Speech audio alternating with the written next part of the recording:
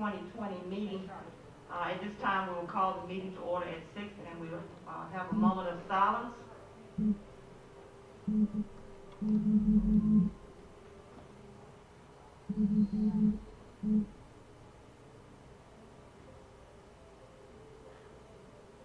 Let us stand for the Pledge of Allegiance. Pledge allegiance to the flag of the United States of America and to the republic for which it stands, one nation, under God, indivisible, with liberty and justice for all.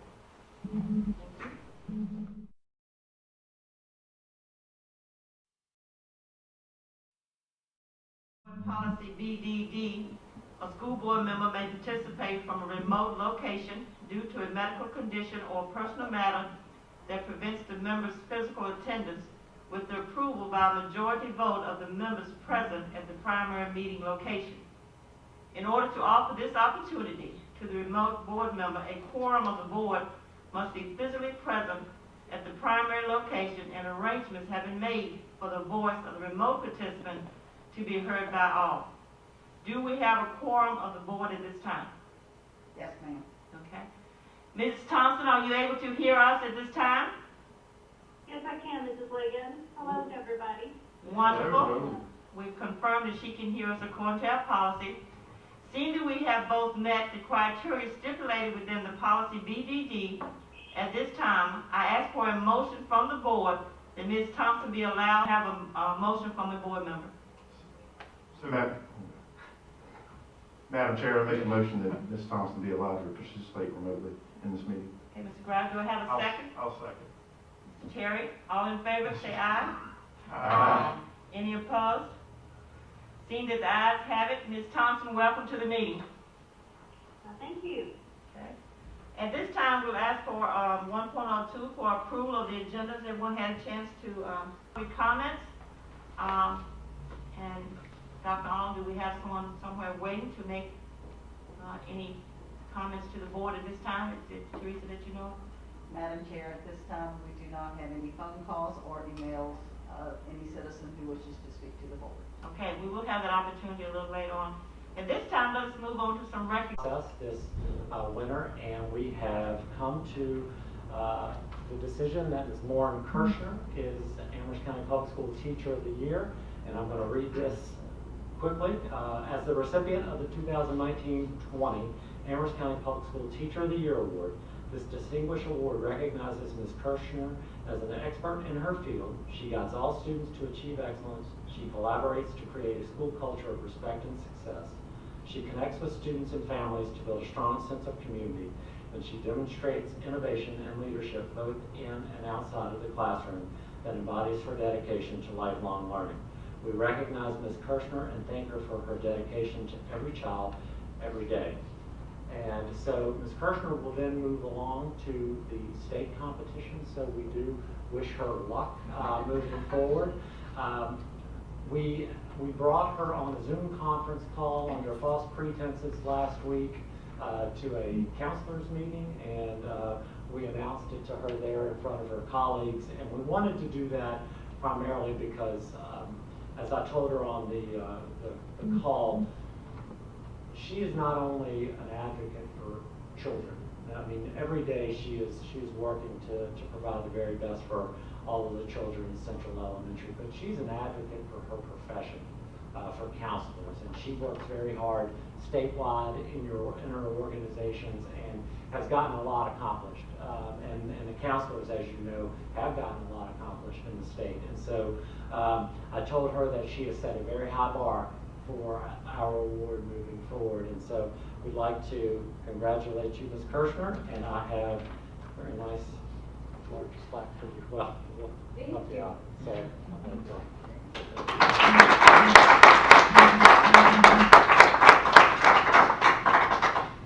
do you all have any questions for Ms. Kirshner? We'll bring her up here and let her say hello. Go ahead. Good evening, Madam Chair and members of the school board, wherever you are. I am so honored and so thankful for Mr. Gallagher and Dr. Arnold and everyone for bringing this award back to Amherst County. I also would like to thank the selection committee. I know how long it took to go through the application process. I can only imagine what it was like for them to review all the material and certainly to conduct the interviews. Certainly Mr. Adam, the principal at CES, and the staff for the nomination to begin with, and ultimately to the students and families at Central who allow me to serve them every day. I'm very excited. I'm very excited to represent Amherst County and Region 5. I'm excited for a school counselor to be given this award. Educator of the Year, I think is more appropriate. But yeah, thank you for your service, everything you do, and I guess to my family as well for their love and support. Thank you. Thank you.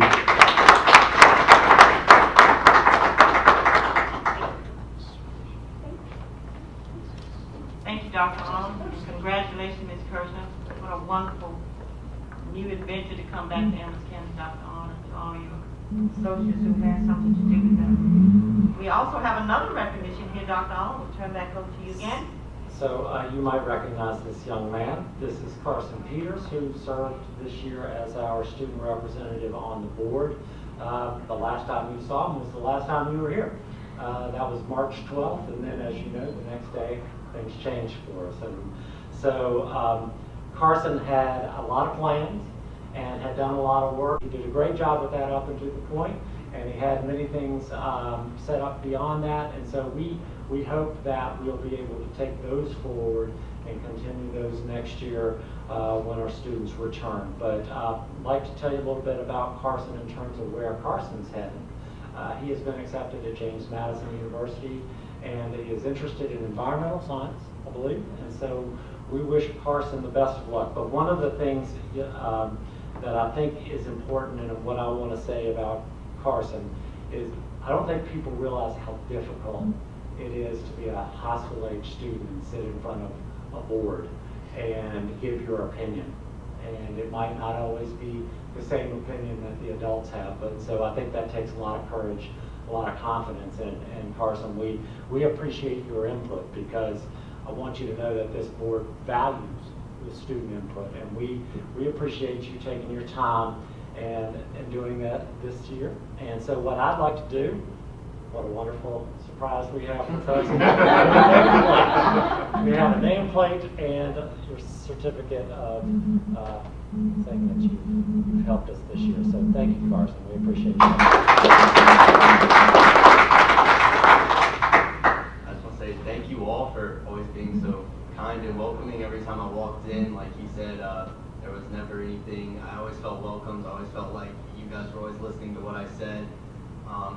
And I just felt special because I would always get the scoop like a day before everyone else at school. So like I knew what was going on. I was like, oh, this is nice. But I just want to thank everyone, Dr. Brown, Dr. Arnold, everyone who put me in this position. I'm honored that I could be the student representative for the school, and just thank you all. Thank you, Carson.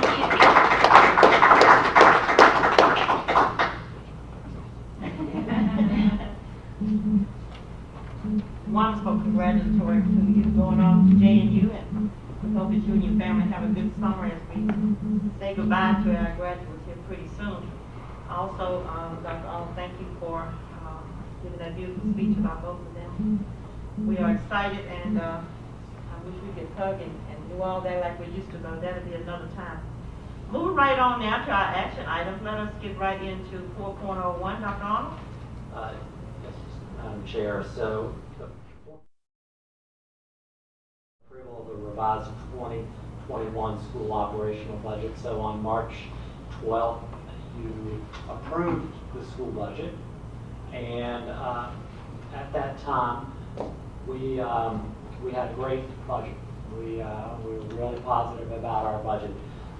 Since the pandemic and the closure of the school has occurred in the meantime, the governor of the state of Virginia has gone back and amended his budget, and the General Assembly approved that budget. And what that meant to Amherst County was the loss of about $600,000 to the budget that you approved in March. So I'm going to discuss some of our options to get to a balanced budget. Hopefully that you can approve tonight so we can send along to the Board of Supervisors so they can approve their budget to include ours. I do want to start though to talk a little bit about the anticipated FY20 revenue balances, and you have a sheet in your folder that is titled Anticipated FY20 Revenue Balances. And so the reason I'm giving you this document is because I want you to know where we are right now. Because the biggest concern that we have about our budgeting is the loss of revenue, specifically in state sales tax and supplemental lottery funds.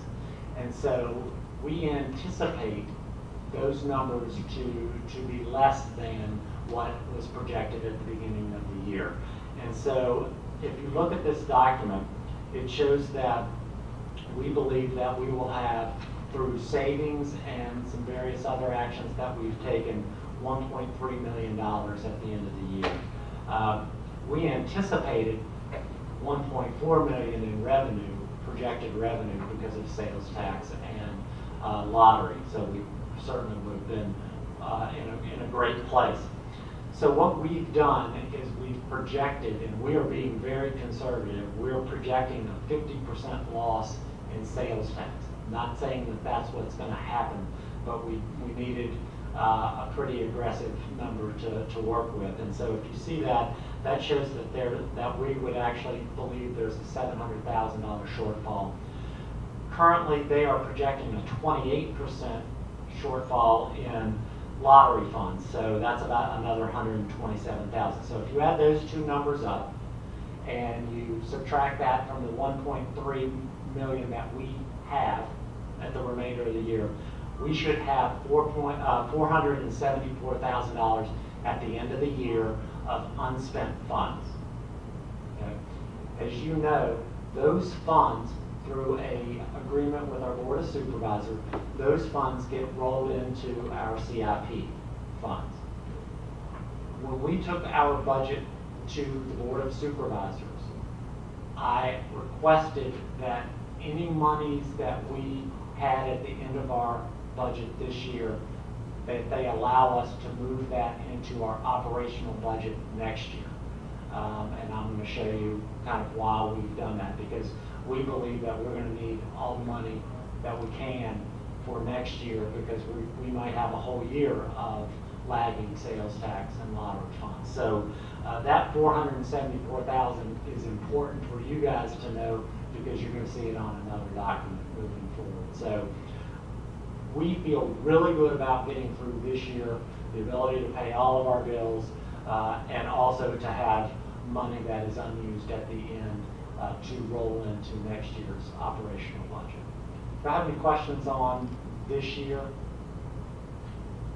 No, just the 50% shortfall in sales tax and so forth, that's to the end of June? Projected? That's the June sales tax, but we won't realize that until August, because sales tax runs 2 months behind.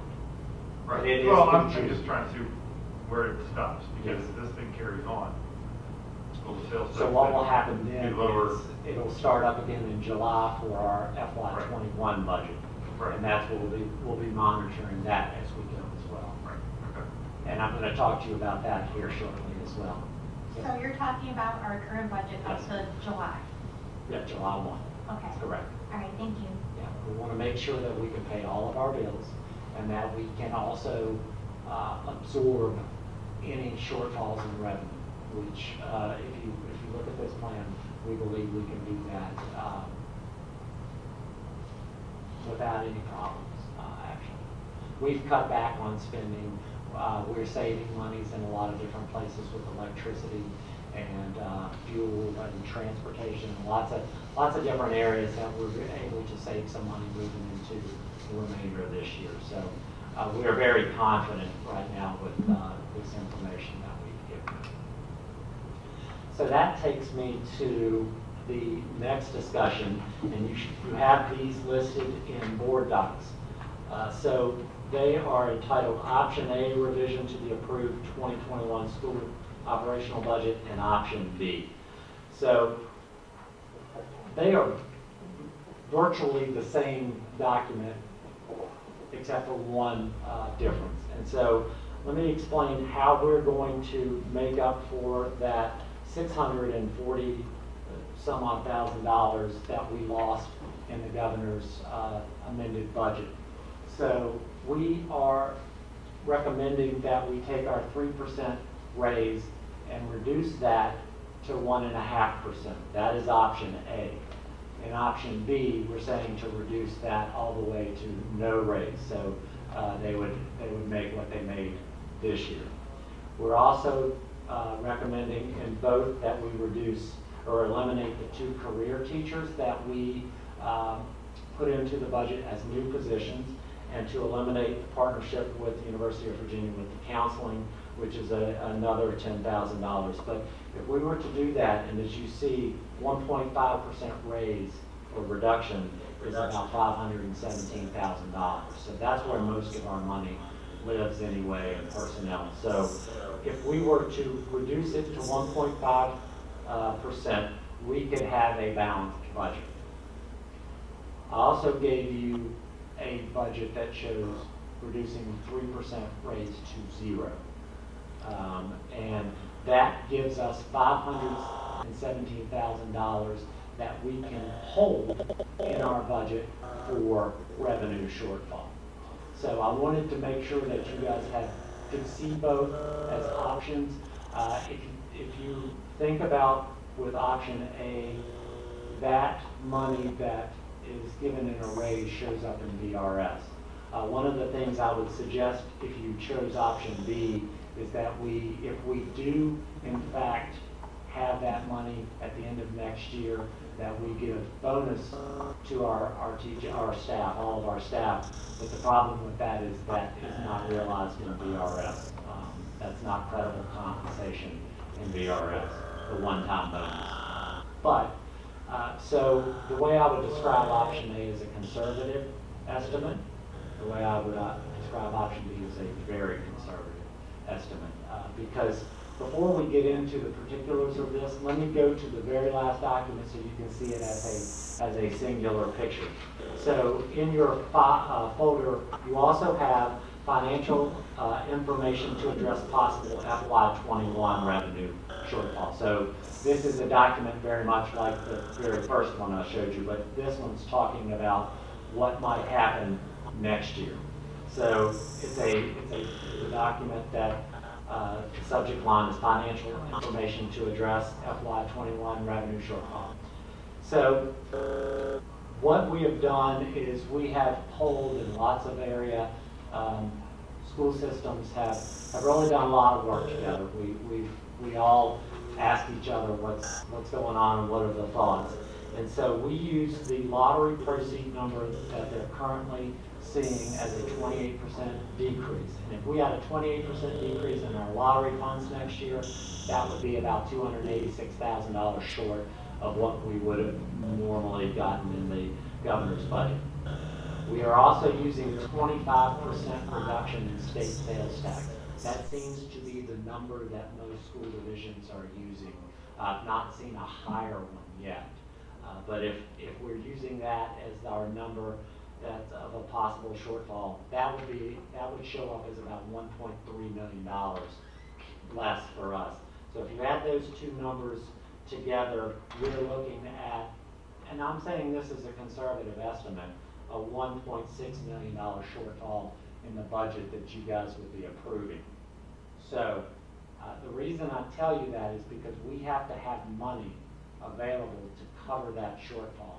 And so the ways we're going to show you that we can do that is if you choose option B, there will be $517,000 in the budget to help cover that because we won't be using it on raise. We will have $474,000 from FY20's budget that we're going to bring into FY21's budget. So that's carryover money. We also have about $415,000 in those maintenance projects that are in our operational budget. We have $600,000 in there, but we have committed $200,000 to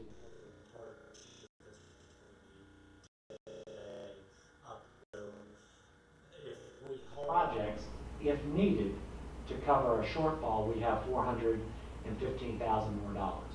And finally, we have stimulus funds that total $821,000 from the CARES Act. I personally don't want to use that to backfill our budget because I think we have some really important projects that will help our community, but I want to show it to you because our number one responsibility is to make sure our budget makes it to the end of next year and we can pay all of our people. And so that alone is $2.2 million in resources that we can put towards any revenue shortfall. There are some other funds that we can access. We would have to go to the Board of Supervisors to access them, but we have unobligated CIP funds that are sitting there, and I believe that's about $300,000. We talked about the dental clinic money, which is about $250,000, and we also have textbook money. And so those are all funds that we can access. Like I say, we don't want to, but if we find ourselves in a position where we have to, I just want you to know where that money is and that we have access to it to cover any shortfall. But what we wanted to show you here was how within our actual operating budget next year, we believe that we could have upwards of $800,000 to cover a shortfall plus the $800,000 in stimulus funds, which gives us about, well, actually, it's $1.4 million in our budget and $800,000 in the stimulus money. So that gives us about $2.2 million to work with as a backup, quite frankly. So that helped a lot because, you know, I don't know, we had talked about this at one point too, but I'm looking at the two options. I'm a big proponent of raises for the staff and for teachers, and it was going to pain me to, because I was highly considering option B as a way to be, I guess, as responsible as we can be, not knowing what the future's going to hold with all this stuff. However, as much as you don't want to use it, that $821,000 from the stimulus funds gives me enough padding to say, all right, let's do what we can for the staff. So, what about? And I think that what you need to know about the stimulus money is that it doesn't go away until 2022. 2022. So we will have all of this year to kind of hold on to it in case of emergency. But if we don't ever get to that point, we'll have plenty of time to put it towards whatever project we want to. And I'll tell you right now, the project that I would recommend we use that for is community connectivity with broadband. And so I'm going to give you some more information about that later on in the meeting. But so that's exactly why I would recommend option A, because we feel like we have enough here that will cover the shortfall that we may see next year, and it gives our staff. And the one thing I want to say is that this pandemic, more than anything, has really shone a light on the value of our educators. I really hope coming out of this that more people understand truly how important our educators are. And you know, the last time we had the Great Recession 10 years ago, public education took a beating. As a matter of fact, 6 or 7 of the last 10 years in Amherst County, our staff didn't get any raise. And so I don't want that to happen if it doesn't have to happen. I have some questions. So on option A, The 517,000, is that taking into the 1.5% raise?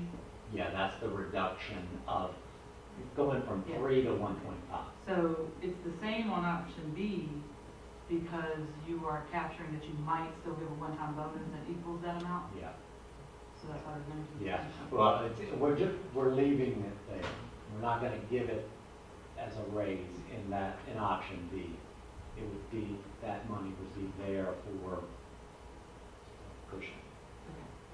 So, and then the other thing I had was, I know you probably looked at it from every angle, but I really liked the VA partnership.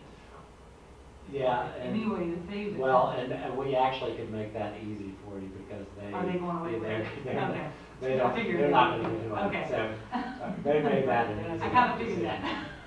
Yeah, that was a UVA thing, yes Okay. ma'am. Is there any chances of more state or federal money coming available? Well, we keep hearing those things. One of the parts of the CARES Act that we know about too is the governor has discretionary funds in part of the CARES Act, but that money's going to be spent for the entire state. So, but that could lead to connectivity spending. It could lead to some different diagnostic testing that we might need for when students come back to have the appropriate testing to know where our students are when they come back after 6 months or more being away. But there are some other discussions about money, and I know states are asking for it. I don't think we're going to get any more state dollars. Okay. Do you get the sense that I think they've put their money out there? So I think if we get any more, it's going to come from the federal government, Okay, thank you. and it would be in the way of stimulus funding. Would it be too complex to look at a 2% raise, but on January 1st? If we can, Okay. Never I mind. think it's fine, Yeah. but I don't do that math. You know, I'll do, I'm sorry. gonna let you answer that. We could do it in January, it's just more complicated for It- payroll. Sure, Well, can sure. I ask a kind of, okay, this might be a stupid question. Say we don't do 2%, we say 1.5%, but we're seeing that we're easily gonna make this. And I know each year is different, but could that be considered to roll into next year as an added 0.5%? Well, we would have, you're talking about at the end of the year with money at the end of the year. Yep, and we roll it over, but because we didn't, We would have to go to the board of supervisors and ask them to do that. I haven't asked that question yet. As far as positions in there, I know you said the two career, are you still anticipating the dean of students? Yeah, and we're AP? keeping the rest because we believe those are necessary with the numbers of students that we have in those places. And we're leaving the finance person in as well. Especially when I throw out the 2% option, I got you. That's right. Should have plenty of help to do that. Mr. Terry, you have anything on this? No, I Heard from believe, the other people. I believe that I'm with Dr. Arnold, that option A, really helps the teachers as much as it can. One question I do have is, what about the teachers' expenses? Are they gonna stay as they were for this year, like, the medical insurance and all that? So the medical insurance will not be an increase at all. We're good with that. VRS,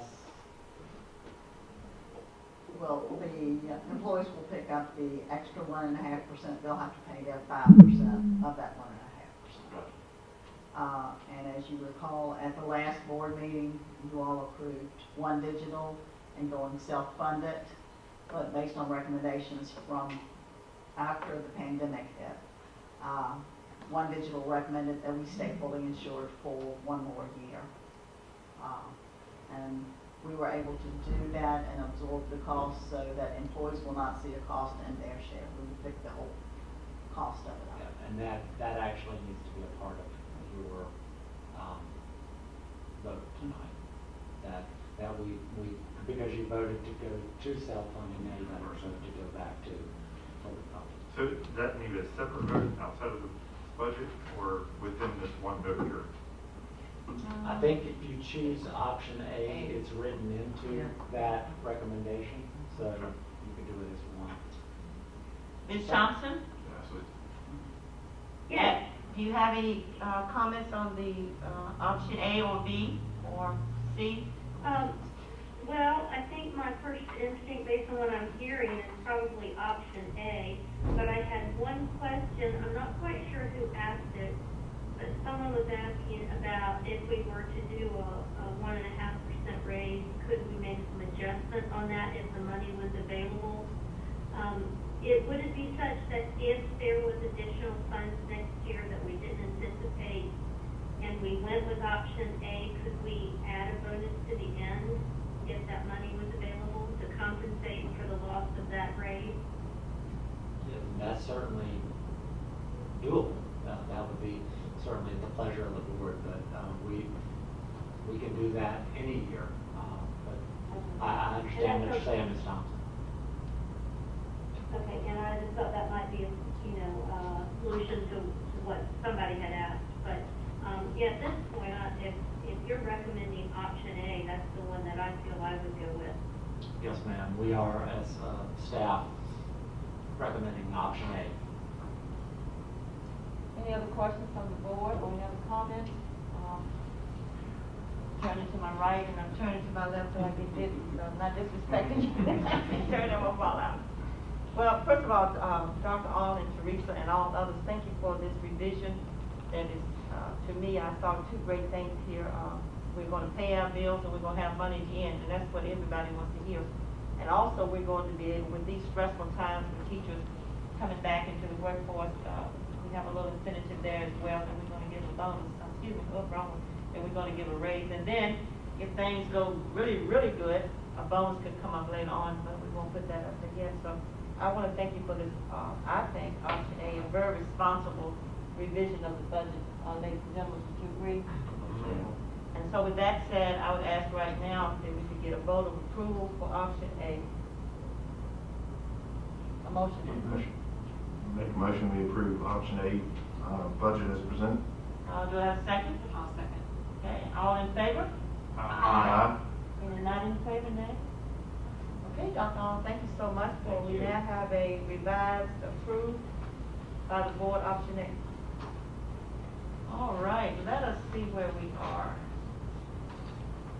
We are consent agenda. And everyone, I would imagine, has had time to review all of these items. If you have, I will. Scroll down, is this the one with the policy change in it? No. Okay, all right, just making sure. Well, just for the record, it's the minutes, the superintendent's personnel actions, the special ed annual plan assurance, and the meal prices. You good? Yes, ma'am. Yes, ma'am. If there is no question or addendum, so I would ask for a motion to approve the consent agenda. I make a motion to approve the consent agenda. Okay, do I have a second? Second. All in favor? Aye. Any nay? Madam Chair, Yes. because you just approved that consent agenda, you approved the personnel actions. I know there were a lot on there, but one I wanted to point out Okay. is that you approved the appointment of Ms. Leah Gray as the principal at Manellison Middle School. She will join us in June, so you can meet her. But she has been a teacher for 16 years between the elementary and middle school levels in Campbell County, Appomattox, Lynchburg area. She spent 5 years as an administrator, and the last 2 as the principal at Lincoln Elementary School. We're really excited. We had a great process to find Ms. Gray, and we're just really looking forward to her starting her work at Manellison next year. Well, if Ms. Gray is listening to us, congratulations even ahead of time, and welcome to Amherst County. All right, 6.01, that man standing in the door. Get on my Dr. stuff, Wells, good evening. Good evening, how are you? All right, thank you. Now, Madam Chair, ladies and gentlemen of the board. I wanted to, different circumstances tonight, but I want to give you a little bit of an update on where we are with some of our construction projects. If you haven't been by the high school lately or seen pictures, I'm going to show you some pictures here in a minute of the stadium. But the stadium turf, basically that project was completed, will be completed as of tonight. As far as that goes, they'll finish doing the infill and hydro seeding the D zones that we didn't turf tomorrow. And so that project we'll do a walkthrough on Monday for a final walkthrough. I have a little PowerPoint I want to show you so you kind of get the idea of where we are. So if I can make it happen.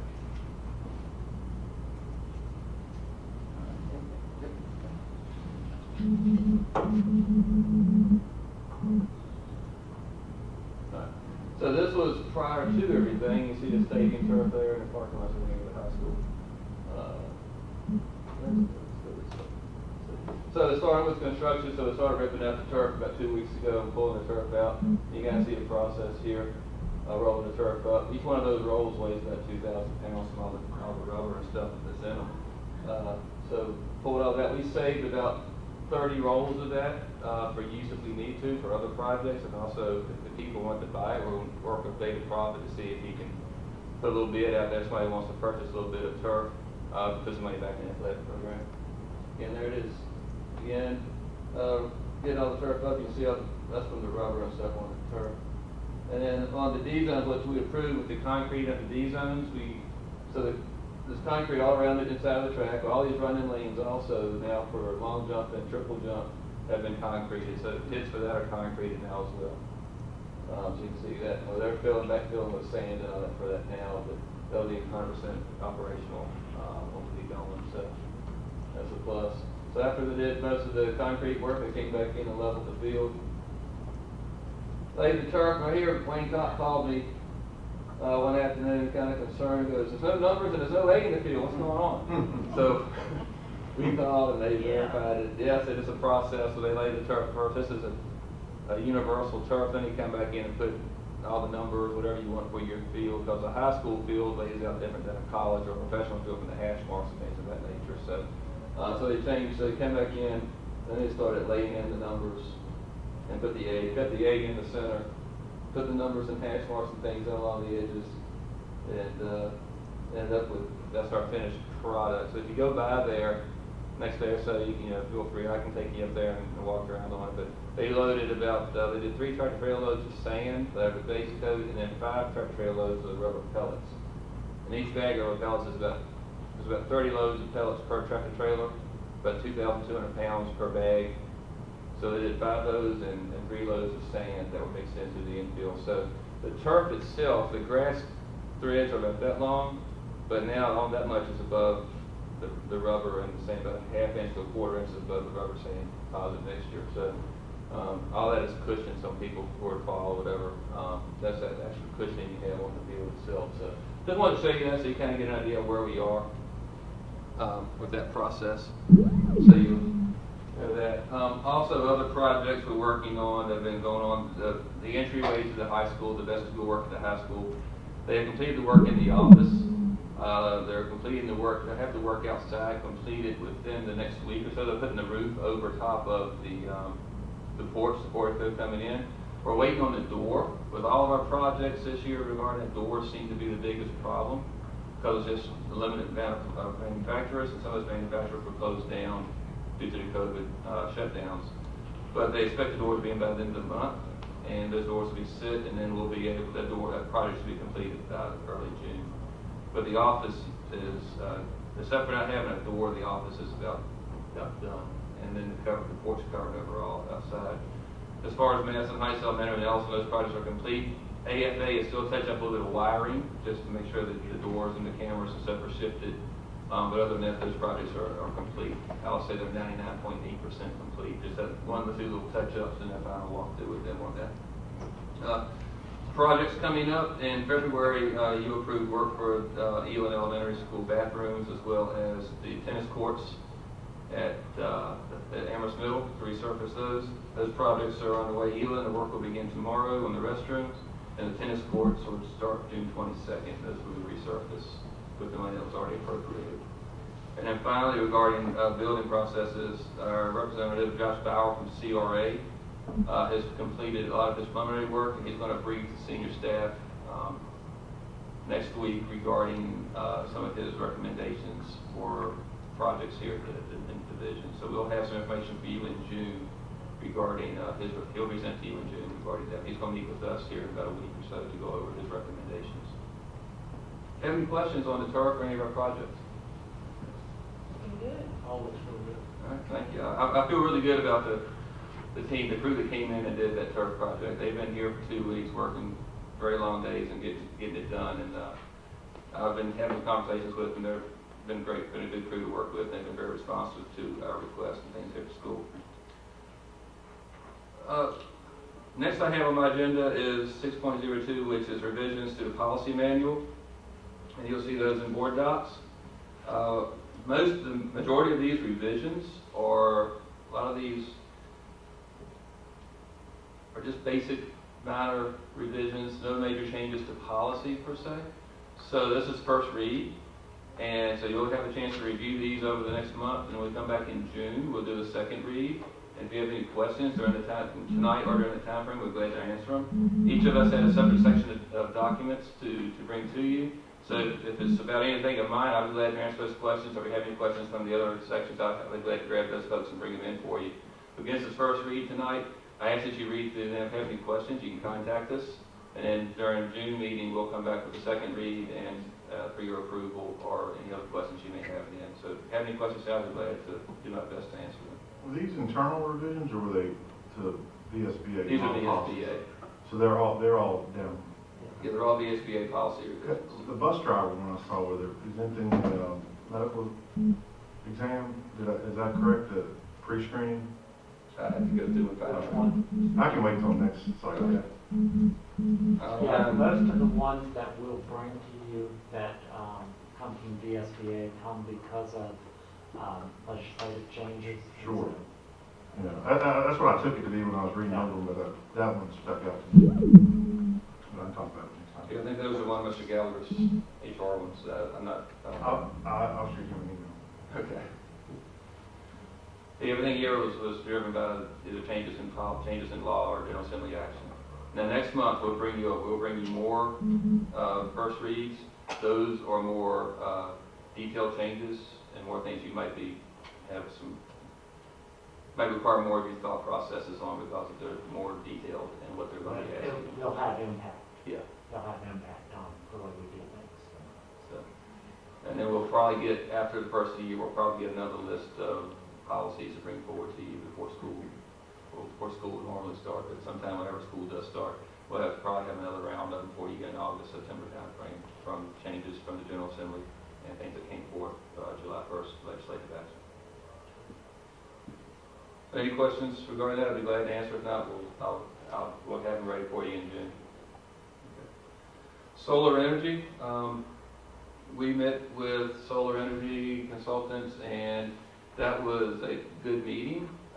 We are looking forward to trying to move forward with that. However, there are a lot of legislative issues and areas there that are some questions regarding policy at the state level with AEP and what they're willing to do and not willing to do, and what they're willing to allow us to do with a solar energy, how we have to set it up. Whatever we do, what we've been told from the consultant was that there will be no additional cost to the school division. There should be savings to the school division based on the amount of energy we produce through solar. But so it wouldn't cost us any upfront money. So we wouldn't be saying solar would cost $30 million to install, et cetera, we need $30 million. It would be the savings we get from our energy bill would pay the cost to do that. However, there are a few administrative hurdles that still exist with AEP and the legislative part of our state with some of the things we're putting out there that we need to work through. Once we work through those, we would like to move forward with that, but right now we have to get those things out of the way first. But I think that's something that will really benefit. I guess the question is, and we talked about this in maybe January, but is it still the pleasure of the board to keep moving towards that? Because, it was at the time. I just want to make sure that we still are moving in the right direction with it. I'm in favor of it. Yeah. So we'll continue, we're waiting on some input from them regarding some of the administrative aspects of it. Once we get that, we will continue conversations and try to, again, continue to move forward with that. Meal distributions, I have some numbers for you. As you know, when we started the shutdown, one of the main priorities was continuing some type of meal feeding our students as well as some type of education opportunities, and we took it very seriously as far as both. For meal opportunities, in the middle of March, we started pushing. First, we had meals at our schools and had students and parents come to schools to get the meals. We were able to then push out into the community, into different locations in the community. So right now we push meals out daily to Mass Heights Baptist Church, Scott Zion Church, Tanglewood Trailer Park, Amherst Church of God down here on 64th Gladstone, New Prospect Baptist Church in Pleasant View, as well as Central Elementary, the high school, the Nelson Middle School, Elon Elementary School. Those are our sites we're feeding right now. And Temperance, thank you. And Temperance. So we're feeding at those sites. So in the half a month of March, we served meals. We served 10,897 breakfast and 10,996 lunch meals. In April, we served 20,518 meals, both breakfast and lunch. So almost 41,000 meals in April. And so thus far in May, we've seen our numbers drop a little bit. We were averaging about 2,000 meals a day. You serve about 1,000 students a day. Now we're serving about 750 to 800 kids a day. So this month, so far through the month of May, we've served 7,256 breakfast and 7,256 lunch meals. So the cafeteria folks are working hard on that, and our bus drivers getting those meals out. They've been nothing but cooperative and really wanting to help serve the community, so we appreciate all the work they've done on both levels. But our cafeteria ladies coming in, and our staff coming in to do what they do on a daily basis, prepare the meals, has been greatly appreciated by the community as well as us. So I just want to thank them for what they've done publicly, and hopefully we'll have a chance at some point to bring some of those folks in and do that. But if you have a chance, if you see those folks out and about, just please, give them let them know how much you appreciate what they're doing. So they've done a great job getting those meals out every day. Moving into June, we're waiting on a waiver from the state. Right now, we can do meals at our schools, and the way the summer feeding program works is we have to have a program, according to the USDA, we have to have a program at our school, and then we can provide meals to support that program to families. But what typically happens in the summer is we have a program, the child comes to the school, they do the program, they get the food, they have to stay there and eat at the school, and then they can go home. The summer program also makes us separate breakfast from lunch. So we can't do a breakfast and lunch bag and say, here for summer feeding. We're waiting on a waiver from the USDA to continue what we're doing as far as, here's your bag, it has a breakfast and a lunch in it, so you don't have to come by and see us once a day versus driving out twice to get your meals. So we're waiting on that. Hopefully by the 18th, we should have that information, but we don't have it yet, so I can't say that's what we're going to be doing. But our goal, if we get that waiver, is to have meals served Monday, Wednesday, Fridays, because we're going into summer. So we serve 2 meals, 2 breakfast, 2 lunch on Mondays. Those cover Monday, Tuesday. We do the same on Wednesday, Thursday, and then Friday we do the same for Friday and Saturday. Actually, get another extra day of meals out of it. If we did it that way, we were allowed to do it. That's how the waiver would work. So if we get the waiver, that's what we'll do. If not, we'll have our schools open. People come to our schools to get meals. But we anticipate the waiver coming through, because it's not just affecting us; it's affecting every division across the state that's doing these meals. So we anticipate that happening. We just don't have it. We can't officially say it yet. Do we know why it dropped about 250 kids? I'm thinking sometime beginning of the month we've noticed it dropped a little bit because people that were receiving benefits were able to, that money was still there. So towards the end of the month we see the numbers creeping up. So I anticipate the numbers might creep up a little bit towards the end of the month. Also, it's now 2 months and people are probably getting, we can't serve so many types of food because it has to be shelf stable, and we can't do hot meals. So I think after a while, peanut butter and jellies and ham and cheese and turkey sandwiches, you probably start getting a little tired of those. Well, and I think maybe another issue is traveling out every day. money might be getting tighter and tighter, and so having to save gas money, which is one of the reasons we're gonna start moving to that 3 times a week instead of 5 times. We're gonna give the same amount of food, but we want them to make less trips out. So that might be, that's what I've been thinking. We've had a couple people say that, you know, that the folks that live in some of our further back areas say that it's kind of a drain to have to come out every day to get food. If it's between, you know, the gas money to get there versus paying things at the house, sometimes they're not driving out to get that. We've had some communities where they've had, you know, loaded up the van and the van comes and you know, one person drives out to get the meals for people versus everybody having to drive out. I want to add it to those numbers that he's given you. We also, every Friday, Amherst Cares, we distribute over 500 bags for weekend food, and that's every Friday. About 500 more bags go out. We do 530 bags every Friday. We deliver those bags to students that would have that were receiving Amherst Cares throughout the school year. So instead of them losing that, we were able to work up their transportation and Amherst Cares to continue to provide those meals. So Friday we pick up meals around 9 o'clock and they deliver them till about 1. It takes about from 9:30 to about 1:30 in the afternoon to deliver all the meals. And we have 7 different routes that drivers take in the vans and go out and deliver the meals throughout the community to those individuals. So, Can you describe the EBT program as well, the EBT cards? Right, so the EBT program, so the federal government has, it's called, the EBT program is your food assistance through that. So people who are getting already had EBT assistance continue to get that, but every student that is at a school, we have 2 schools that every student gets free reduced lunch, gets free lunch because of the school, and that's National Heights Elementary and Central, and then AEC gets it also.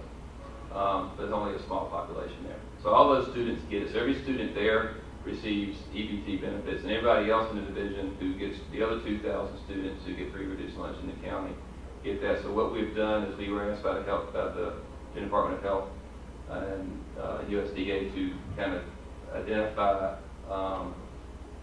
who those students are, pass that information up to them, so they're getting mailed either an EBT card for those students if they don't already receive EBT money, or that money's being credited to their accounts every month for additional food services. It's not replace the food service we provide, it just gives them additional funds to purchase food for their families.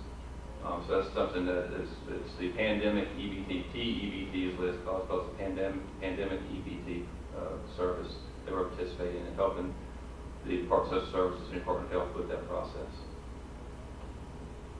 Any questions on that? Oh, we've been very pleased. I've heard very positive comments about the food distribution. I used to go down about twice a week to get my walk-in. Yes, I feel good about that. But and the people, the bus drivers and the aides are so happy to be doing this. So I always tell them I thank you for doing this. So I haven't heard anything negative. So we appreciate all the hard work you're doing on that. Well, we appreciate it, and we're glad to be able to do it. I think it's something that the community needs, and we'll continue doing it as long as there's a need there for that.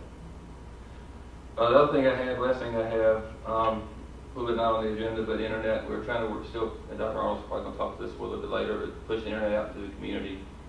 We have put Wi-Fi Rangers, that's the system we put on our buses that kind of boosts the signal out.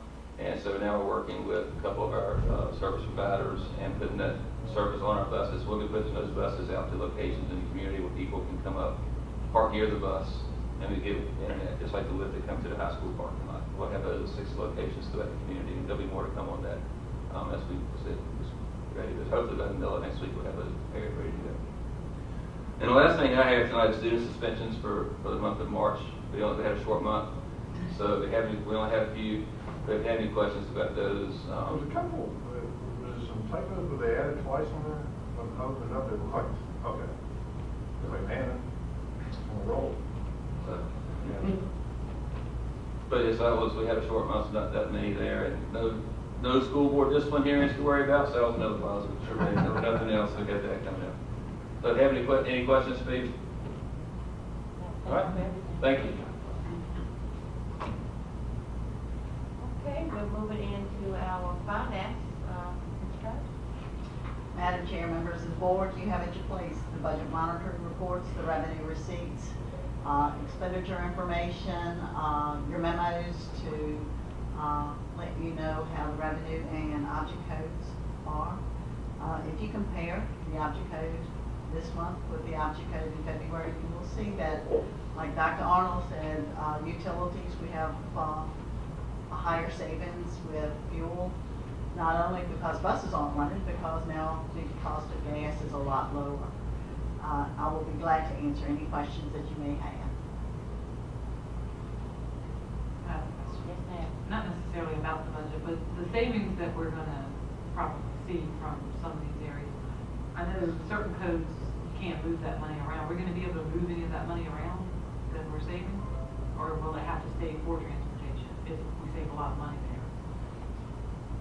there? The savings that we realize is discussed in the memo that Dr. Arnold shared earlier in the budget on how those savings will be, how the revenue for those savings, because the expenditures haven't been spent, the revenue is there, and so how we will use the revenue to help offset the reduction in sales tax, the reduction in possible lottery, and then carry-out. Yeah, I think that would be a problem if we were continuing to spend.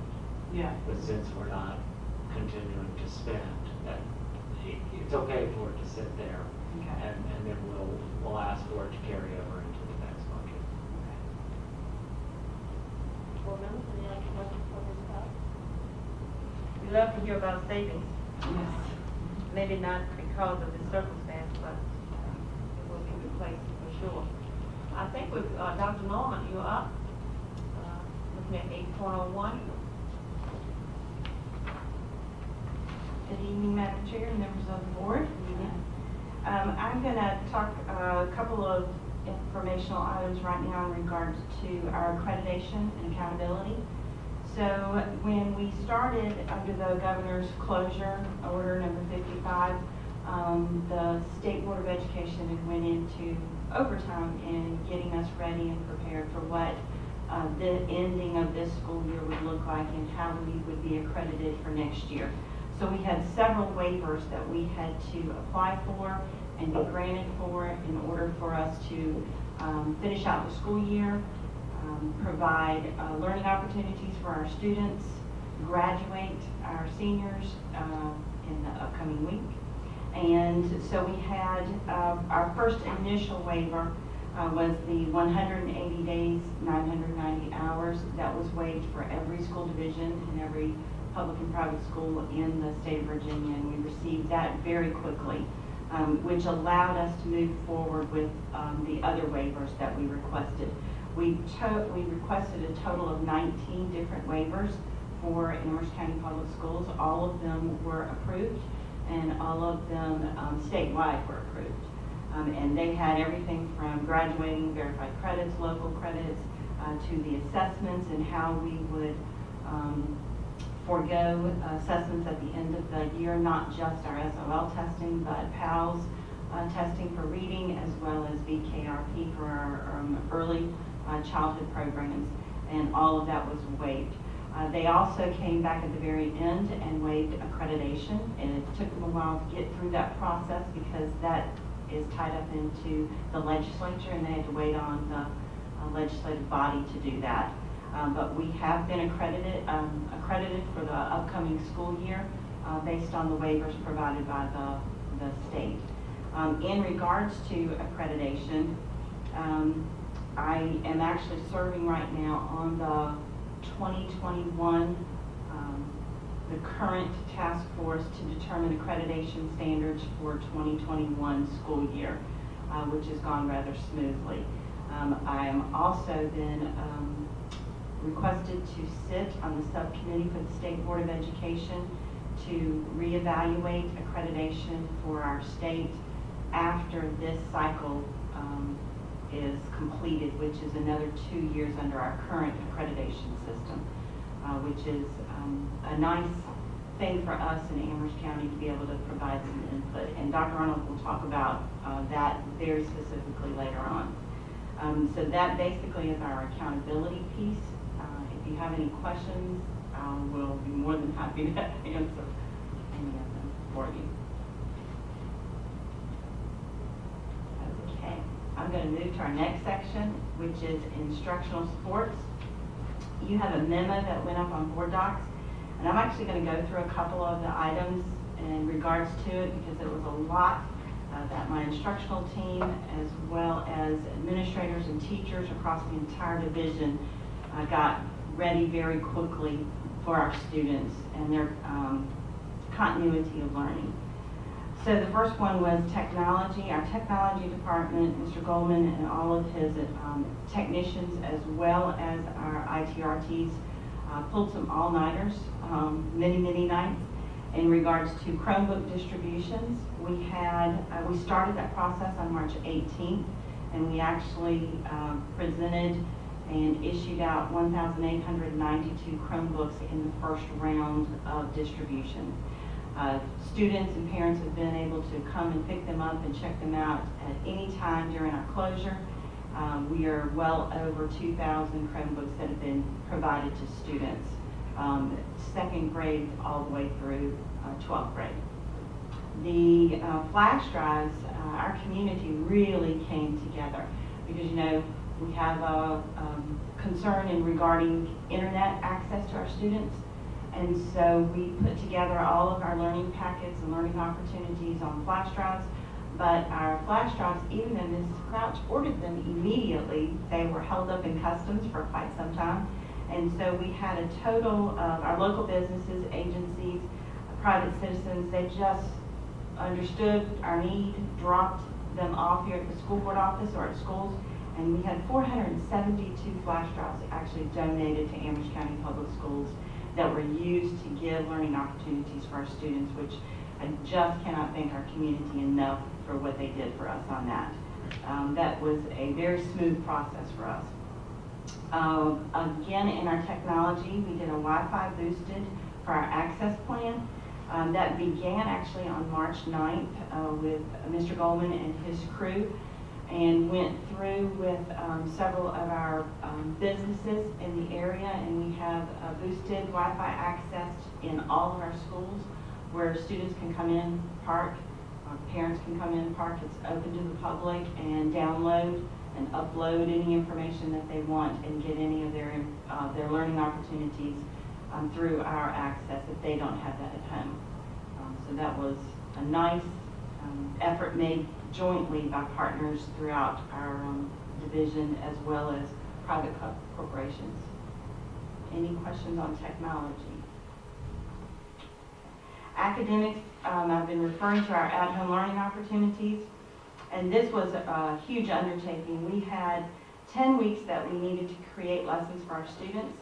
We had we started on March 9th just knowing that this was going to take place. And the task was really a great task. We had 630 pre-K through 5th grade lessons created, 460 middle school, 680 for our high school students, for a total of 1,770 lessons created, all digitally, put on our website, put on flash drives, and handed out and distributed to students. Which was wonderful. We did that in 3 rounds. So they got the first 2 weeks, then they got another 2 weeks, and then they got the last 6 weeks that they're able to work on. The guidance document was another huge portion of our academic process that we undertook, and that was just so we could communicate with our parents and our students and our community on how we would move forward with grading and with verified credits, and what that looked like for our students, K all the way through 12th grade and early college. And so we spent a good portion of probably the first week and a half using the governor's and the State Board of Education, their guidance document, and then adapting it to what was in the best interest of the students here in Amherst County. What we always referred back to under the guidance of Dr. Arnold was do no harm. Whenever it is best for kids, that's the decision that we made. And that was something that I know our parents have been supportive of, as well as our students have been excited about, because they always got the better grade. Any questions on the academic portion? Okay. Student well-being, it has been something that we have kept at the forefront in everything that we have done. Staying connected to our students was huge, and putting in a social emotional learning component on those 1,770 lessons. There were lessons that we did regarding social emotional, how stress is handled, how you are able to deal with not being with your friends, and it was all age appropriate items that Ms. Mullenkamp and her guidance staff actually put together. We then did our first round of phone calls that were made by our administrators and our counselors to our students to make sure that everything was just a check-in. You know, we haven't seen you in a couple of weeks, and how are things going, and do you need anything? That was the basic for that. Then the second round was made by our guidance counselors, our school counselors, in regards to their grades. Those are still taking place with our underclassmen. And the third round is led by Dr. Arnold and our administrative team in regards to making sure our teachers stayed connected to their students and supported them with those at-home learning opportunities. So it was just an expectation that teachers contact students on a regular basis, whether that first contact was very specific, it had to be by voice. Everything else, if they had Google Meet or Zoom meetings, Remind app, whatever the child and the parent chose, that's how the teacher was able to communicate with them. We moved past all of that, and we immediately started, once we did that last round of at-home learning opportunities, planning for the future. And I know Dr. Arnold's going to bring up a lot of what his task force and what we're doing, but there are three major things that we're already doing right now. The first is a broadcasting program and project for the summer that we are working in conjunction with WSET. And having that, we have 70 teachers that are involved in filming lessons, and we have 120 lessons that will be aired over the summer. So that's great. Also, Virtual Virginia has offered to every division in the entire state opportunity for curriculum, online curriculum, K through 12, and this is the first time that they've ever offered that. It's only usually been offered to 8th grade through 12th. So they have provided reading, math, and science, as well as history and a STEM program for K through 8. And then that also for 9 through 12, but 81 additional courses for our 9th through 12th graders, which is awesome. And we will be taking advantage of that, and it's all free. We're very excited about that. And then we start tomorrow with a committee, a steering committee in regards to professional development and what that looks like for our teachers, as well as providing supports for our students. And we'll go through that a little later on as well. One of the things that I want to remind you about is that the gaps that we talk about, those subgroup gaps, the gaps are more than just academic. Right now, we are mainly concerned about the gaps of social emotional learning for our students, and our priority, hands down, and I can tell you that every teacher in our division feels this way, every employee in our division feels this way, is that the well-being of the child comes first. And so when we move into next year, academics has to take a back seat, because we've got to make sure that we've met the well-being of the child first. And that's our goal in our instructional department. And we just want to thank you for your support, y'all. You can't imagine how wonderful it's been to have a board who is gung-ho with everything that we've been able to do in the last 6 weeks. And I'd like to thank Dr. Norman publicly for getting all of this moving forward. It has been a heavy lift, and she has a great team that helped move this forward. And I think our school system has benefited greatly. So thank you. Thank you, sir. Any questions? I echo his comments. Thank Hard you. work out there. Very hard work. Madam Chairman. Yes, ma'am, go right ahead. I don't, since you're probably going to be gone, I'm going to wait till the end to just say that being a parent on the receiving end of what you guys were doing, it made a huge difference. I could tell with every distribution it was getting better and better. And I think that everything happens for a reason, and voting those Chromebooks in at the beginning was That was the best thing ever. it was prepare for the worst, apparently. But yeah, the response was almost immediate from the administration building, and it really made a huge difference. I have friends in other states that are in school systems that still have nothing online. They don't have anything in place. The governor closed it, not many people know this, but the governor closed us on March 13th. But that gentleman right there on March 9th, I got a call very late one night that said, when we close, these are the things that need to start happening. And he is the most forward-thinking gentleman that I've ever worked for, and it's a privilege to work for him. Yeah. So kudos. Yes. Thank you. Any other questions? Thank you very much. Thank you so much, Dr. Norman. Okay, Dokie, I think it's time for Mr. Gallagher. Good evening. Good Evening, Madam Chair, sir. members of the board. It's been a privilege to get to listen to everybody this evening. These certainly are interesting times for us, and I have a few board updates from the area of HR.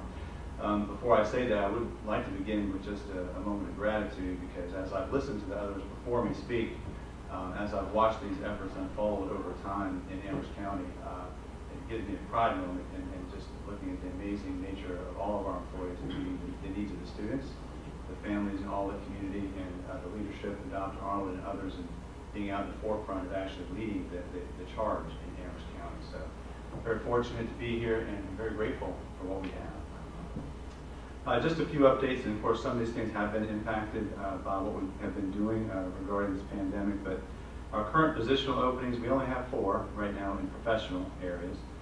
2 secondary social studies teachers we still need to hire, library media specialists at the elementary level, elementary school counselor.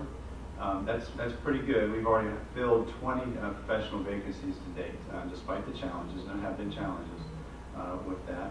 Our classified, we do have 2 custodial positions, 1 child nutrition program assistant to fill as well. Speaking about those efforts, the closure has certainly impacted our recruiting efforts. As you know, we were able to host our own career fair back on February 29th. But many of our opportunities and recruiting events got canceled. We were able to participate in the University of Lynchburg, Liberty University, Radford, and UVA. We did participate in some relatively local ones. Those that got canceled were Hampton University, VCU, Howard, Longwood, and JMU, like you're talking right there. And also PERC, which is a Pittsburgh education, a recruiting consortium up in Pittsburgh. It's actually usually a high yield place.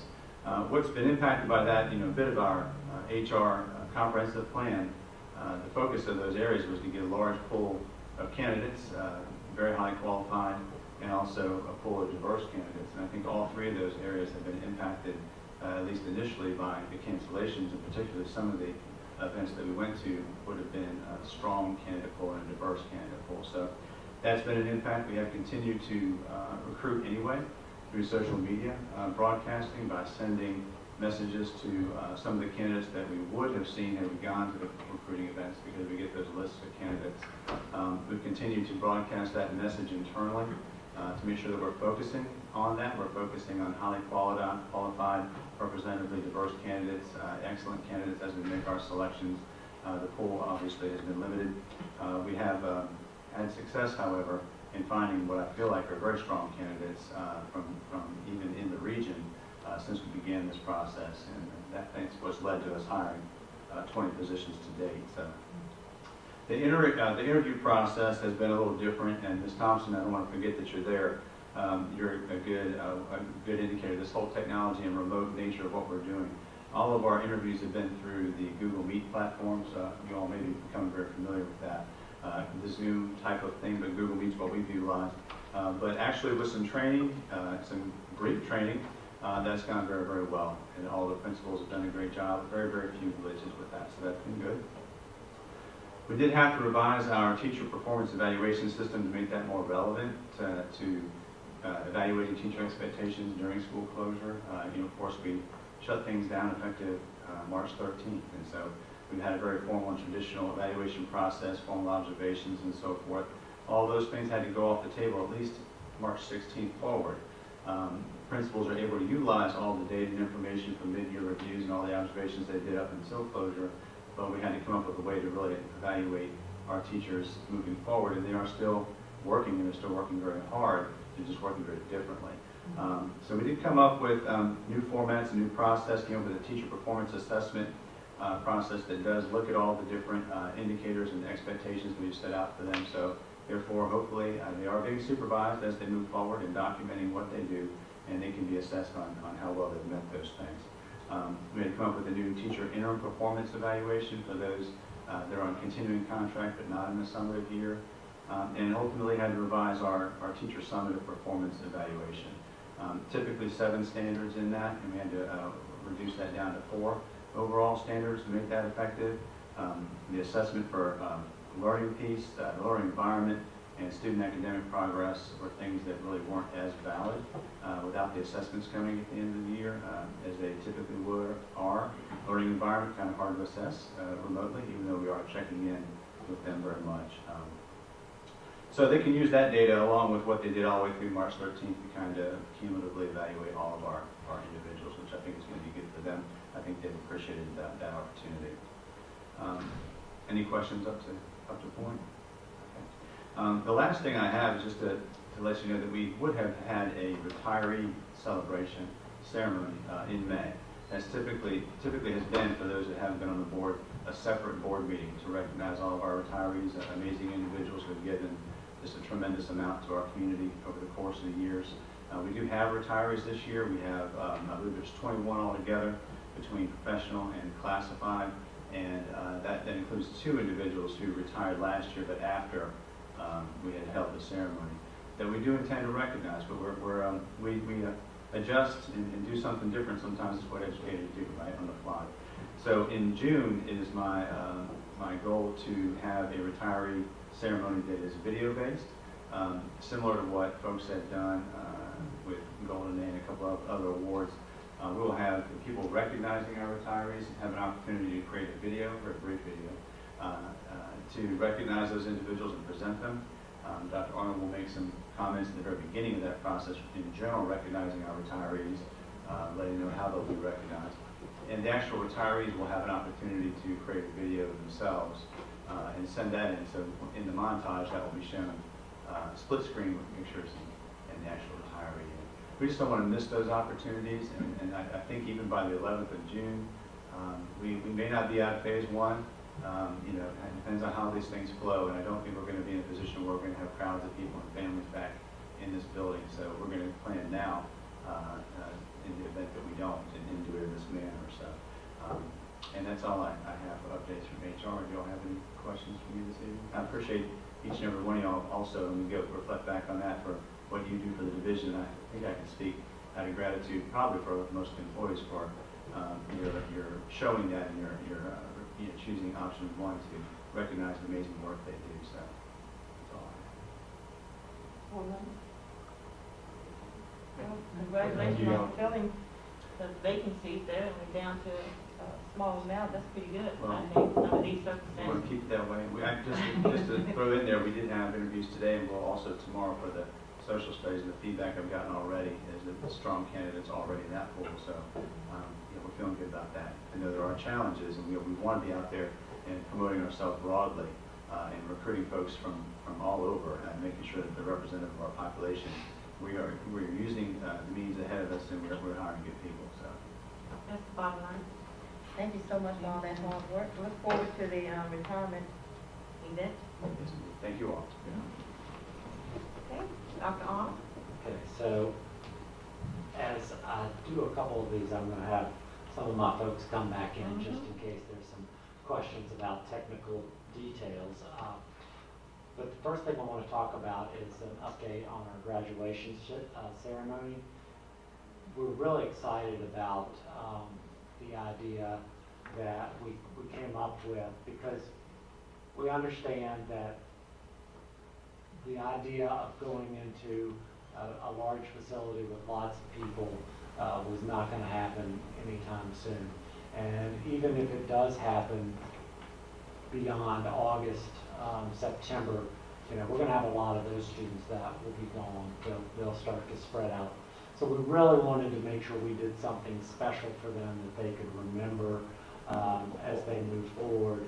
And so we, as you know, we've come up with commencement in cars.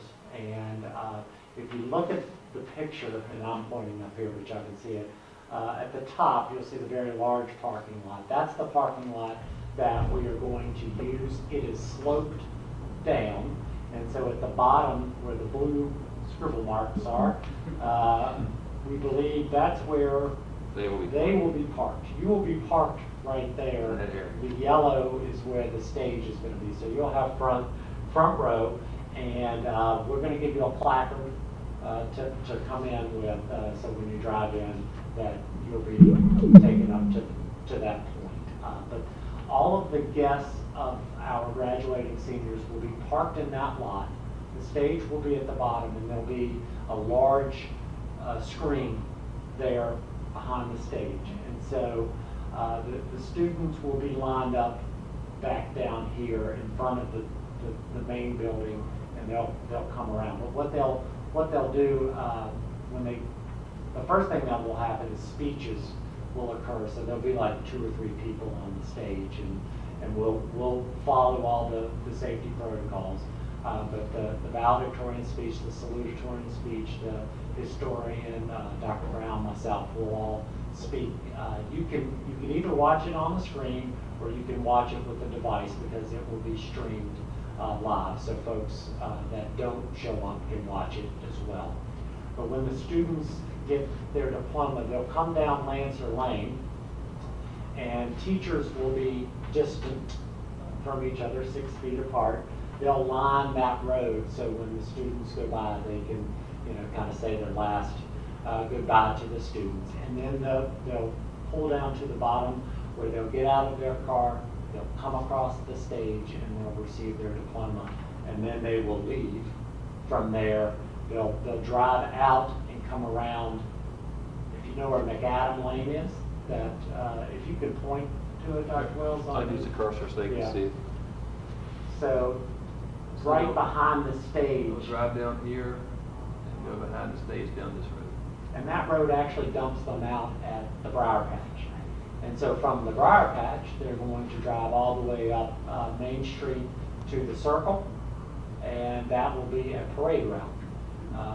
So we are encouraging community to line the streets in their cars, and to honk and carry on when they drive by.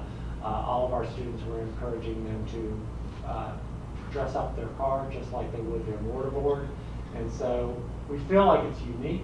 We're going to video the whole thing, obviously. It will be streamed, and so we feel like it's a unique opportunity. Dr. Wells can kind of speak to some of the logistics with the Sheriff's Department and the town police, because obviously there are a lot of moving parts with this, and it's not been done, but we're just really, because once again, it's a lot of work to get this up and running, but we think our kids are worth it. And so, Dr. Wells, did you want to add to? I'll just say, so when we start, we have 500. There are over 500 parking spots in this lot. We have 281 graduates. So everybody brought one car. They're there. We still have an extra 200 parking spots, so we have plenty of room. We'll have the first half of all the seniors parked in this parking lot, and then the second, whatever's left, there's 220 spots in this lot, and the rest of them will be in the front of the school. So we'll empty that lot first, and then we'll have Sheriff's Office stopping traffic, and we'll pull 20 cars at a time on Lancer Lane, and they'll come around and finish up. So they'll kind of come around Lancer Lane and go down the hill. Are you staging them alphabetically? Is that? We're staging them alphabetically in order of graduations. Everybody's assigned a parking spot.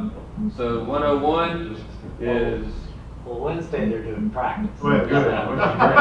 'Cause I didn't want to Probably look like I'll do Natural Bridge Wednesday, up there. Thursday, Friday, yeah. So spot 101 is the top 20 kids we park right there outside the welding shop in that area. But then 101 is the next graduate, and 102 in their alphabetical order. They have an assigned parking spot.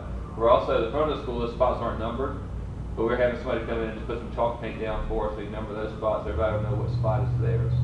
So when it's time to pull out, they'll pull out according to their number spot. We'll have staff there directing them, hey, next, and so forth. We are going to have a sheriff's office or the town police one at both. We haven't decided who's going to do it yet, but there'll be a police car in front. So when they come down, when they get down to McAdam and going up Main Street, there'll be a police car in front signifying that this is the start of it, and there'll be a police car in the rear when the last graduate comes across, signifying that's the end. So people parked along Main Street will know that this is the first one, this is the last one, I can go home now, or whatever it may be. But it won't be a true parade. We're blocking off traffic because it's going to take about 45 seconds per graduate. So if I were to hold off traffic, we'll be blocking traffic for 2.5 hours. So, so about figure that. So we don't want to be shutting down Main Street for 2.5, 3 hours. I don't think that'd be appreciative. I think our biggest concern is having all of these cars sit there for quite a while, and the inclination for folks to get out of their cars and to congregate. And so Dr. Norman has texted me that 88 people are watching this right now, so I'm going to take the first opportunity to say, please stay in cars. The goal is to provide something special for our students, but at the same time we have to abide by the restrictions that are put in place for us. We're still under the 10-person congregation rule by the governor, so that we will have the field house open for restrooms, so people need to use the restroom. From their car to the restroom, back to the car, we'll have people making sure we're there, making sure we don't have any large groups kind of gathering and getting back to their vehicles. So we'll have restrooms available if they need it, but we're asking people to stay in their vehicles while they're parked there as much as possible. Because once you get out and start congregating, then you kind of violate all the orders we have in place that we have to abide by. So it is at 6 o'clock on Saturday, May 23rd. I think it's wonderful. Any questions? Ma'am? The school board members are supposed to be parked at the blue? We would like you to park in that blue area. We'll have it marked off, but that's kind of the general area where you would park. I have a son that's graduating. Then you can be a good son. Yeah, that's absolutely. Yeah. But for the front lot there, you said there's going to be some seniors in there. Yes. Is that just for overflow for guests and things? Is that? We're only going to allow, so every senior gets their parking pass for their vehicle and a guest pass. So only one vehicle. The front lot won't be used really then? No, only one vehicle can be in that parking lot on the hill, and so we can't have overflow, because then you're violating, if they get out and start walking down the hill, they're violating the 10-person rule. So it's just those vehicles. Work with the sheriff's office, they're going to be in the Lancer Lane, so only those personnel with the placard or the little ticket we send home to parents will be allowed to come down Lancer Lane. Everybody else will be turned away, and so you have to park on Main Street, wait for the process to happen. So I imagine we'll be seeing some vans. May? Some vans. So people can bring as many Well, people as they there's There's a a size size restriction because we're limited on space. So we're not allowing limos and stuff like that. Geez. Regular family vehicles, but not limos where you have 30 people out. Students, you'll probably see convertibles and Yeah. trucks, those kinds of things. So it's almost like they're great. I think what you were saying, that somebody may have aunties, grandparents. Yeah. Packed in. Right. And they may do some minivans. You get about 10 people in both Sure. ways. And as long as they're a family, that restriction apply to family. As long as you're inside the car, we don't care. As long as they don't get out. As long as they don't get out, they're fine. Yeah, we've been watching it at church, it's interesting to see how many people get inside the car. Yeah. Any questions regarding the graduation process? We're going to have a couple more coordination meetings that take place Monday and Tuesday with folks involved, and we should have it, hopefully we'll be ready to roll by Saturday. Thank you. Saturday, Yeah, too. thanks. You want us to come about 5:15 so we don't have to? I would say about 5, yeah, I wouldn't push it past 5:30, just in case traffic's backing up. Well, that was my thought, that we don't want traffic to back up, so we can't even get in there, you know, so I Yeah. just, maybe I'll just camp out or something, early in the morning. Just kidding. If you want to get there early, give you a tour of the stadium in the office. Okay, so my next item, if you can ask Mr. Neighbors to replace you there. So this is probably the most important thing we're going to talk about, the return to school discussion. We are calling it Roadmap to Return because if you remember our roadmap for our comprehensive plan. So You gotta be consistent. we're going to That's stay right, on. that's right. We're going to stay on brand. So the roadmap to return. But as you know, Dr. Norman had said that she was on the state committee for accreditation accountability. Dr. Brown, Holly Jennings, and myself are on the state task force for the return to school task force that, as a state, we're looking at developing a guidance document that's general enough that each of the school divisions can use it as a guidebook as they start this process. So as I've been very close to this, one of the things I thought was most important for us to do is to stand up our own committee locally so we can work alongside that and come up with a document that our entire community has access to and everybody understands the things that we're going to have to deal with as we move forward. And so what I want to talk a little bit about is what that looks like. I brought Mr. Neighbors in because I've asked him to be the chair of that committee. But one of the things that I want to caution everybody with, and this is the best time to have this conversation, is that if anybody says they know when we're coming back, they're not telling you the truth. I don't believe that anybody has a real sense of exactly when that's going to be. And so you probably have seen some school divisions that have touted we're coming back at this time or at this time. Don't get caught up in that, because the way we're going to do this process is, instead of saying one phase is summertime, right? So we're getting ready in the summer for the fall, and then we're going to take the time element out of this, and we're going to talk about the process. So we're going to look at this in 3 phases. The planning process, right? So right now and into the summer, we have to do a lot of planning, right? A lot of logistical work, a lot of academic work. So we'll have a planning phase.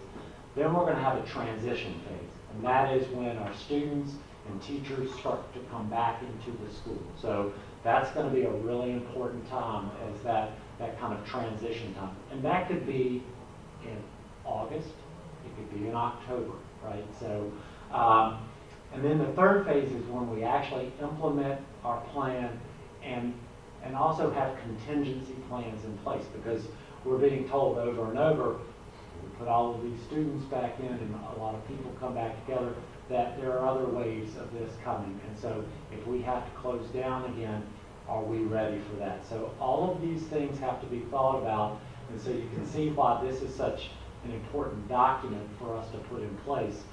Because the last thing I want to do, we have a small staff, they work really hard, but I don't want to do this plan 2 or 3 times. I don't want to do it right now and then it be invalid later on. So we want to be very measured in our work.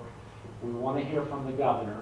We believe that the governor is going to provide some guidelines in the next couple of weeks. I am anticipating by June 1st, we'll hear from the governor about schools specifically, because part of the work that the Return to School Task Force at the state level is providing information to the governor so the governor can make some decisions. So what I want to do, and we'll come back to some other information, but I want to turn it over to Mr. Neighbors so he can talk about how the committee, the task force is set up. Absolutely. Good evening, Madam Chair, members of the board.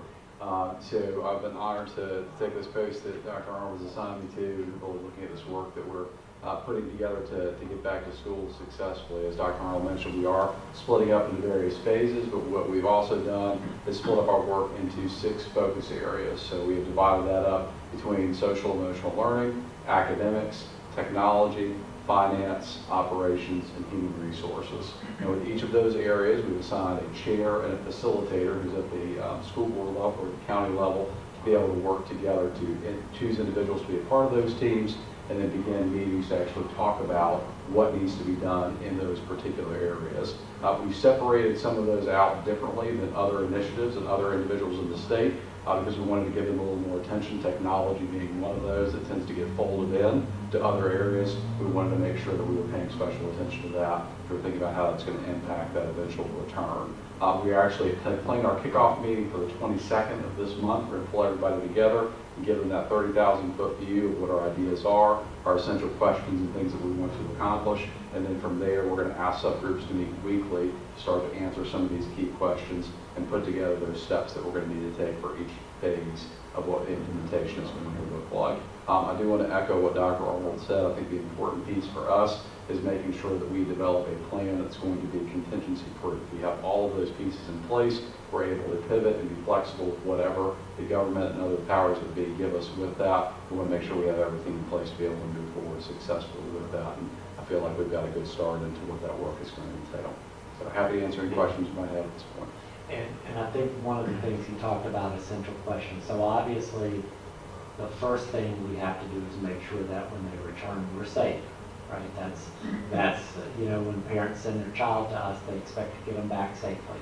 And so that becomes kind of the guide in which we do our work. And so if you start thinking about the restrictions and the things that have been put in place, you can start to quickly see how difficult this is going to be for schools. So if you just play out, are we going to be social distancing? Are we going to have 6 feet in between? If you've been in our classrooms, there's not 6 feet between anything. And so that quickly becomes one of our real issues that we're looking at off the bat. Are they going to need masks? Are they going to need hand sanitizer? All of those things we're going to have to deal with, and there are issues for everybody. We understand that, but so just so you kind of get a sense of the type of work that we're going to be talking about, that's what we're going to look at from a safety perspective. But from our students' perspective, one of the things I want you guys to know, and Dr. Norman alluded to it, I keep telling our staff, Maslow's over Bloom's, right? Maslow, that's you have to take care of like the needs of water, air, shelter, but also their emotional state, connections to others. All of that has to be taken care of before we can even start talking about educating our students. Because if they come back and they've been out of school for 6 months, and even in the best of times, like even if they enjoyed their time of 6 months not being in school, it's still a transition. It's still going to be difficult. So we really have to attend to that. We can't come back and start banging away on the SOLs and those kinds of things. We have to give some time to that work. And so all of those things are going to be part of our process of how to get. Now, don't get me wrong, we're not going to ignore academics. That's very important, but we're going to have to make sure we attend to the other things first. And then we're going to have a lot of work to be done with what it looks like to do in-person instruction, what it's going to look like to do at-home instruction, and what a hybrid of that is. Because there might be some solutions that require students days of the week and in school on other days. Because you go back to that idea about how many kids are in the classroom. I'm not sure all 4,000 can be in our buildings at the exact same time, at least initially. And so as you hear these things out in the public, just know that we're going to have a document that you're going to have that is going to answer all your questions. We believe that mid to late June, we will have it completed. That is our timeline. So we will give you an update in June as to where it is, and we'll actually, we can share out so you can see the work as it happens. We can make sure that you're connected to that. And for sure, we'll have something in July. as a completed document. But this is going to be very complex and difficult work, and we understand too that going into this, we have parents that will send their children back tomorrow if we ask them to, but we also have parents that will not send their children back for a while. And so we're going to have to deal with all of those elements, and they're still all our children, and we still have to provide an appropriate education to all of them. So Josh is the man to get this all working and moving forward. One of the things I'm going to do running alongside of this is we're going to have a virtual town hall. I'm going to host one early June where we'll have people sign up to come. So I want parents and teachers and community members and students to all come, and I'm going to provide about 20 minutes of what the issues are, right? So we can give some information to folks. But then one of the features of Zoom is you can create breakout rooms. So we want to take about 5 or 6 people that are on that call and put them in smaller rooms, and then have a facilitator in those rooms to actually have the conversation with those folks to say, here are our worries, here are the things we think ought to happen, here are the things we hope to see, and then that way we can get community input as we're putting this plan together as well. So we want to make sure that everybody's been given a fair opportunity to speak to this, and it's not just a document that we put together and drop on everybody. So we'll certainly take questions. I know there are probably a lot. Sounds pretty straightforward. Yeah, it's almost a little too early yet. Because you guys, you're coming up with all these different plans and ideas, but we don't know what the guidelines from the state's going to be at this point. So, well, I've got a lot of thoughts, but I'll wait till June. We want to hear from the governor for sure before we get knee deep in this. But I want you to know what our plan is, that we are addressing it, we are thinking about it. We've been thinking about it for a while now, because we had to transition our thoughts to what's to come, and we don't know. We really don't. I'm not going to try to convince you that I have all the answers, but I can convince you that we have a great team of people that will make it happen when the time comes.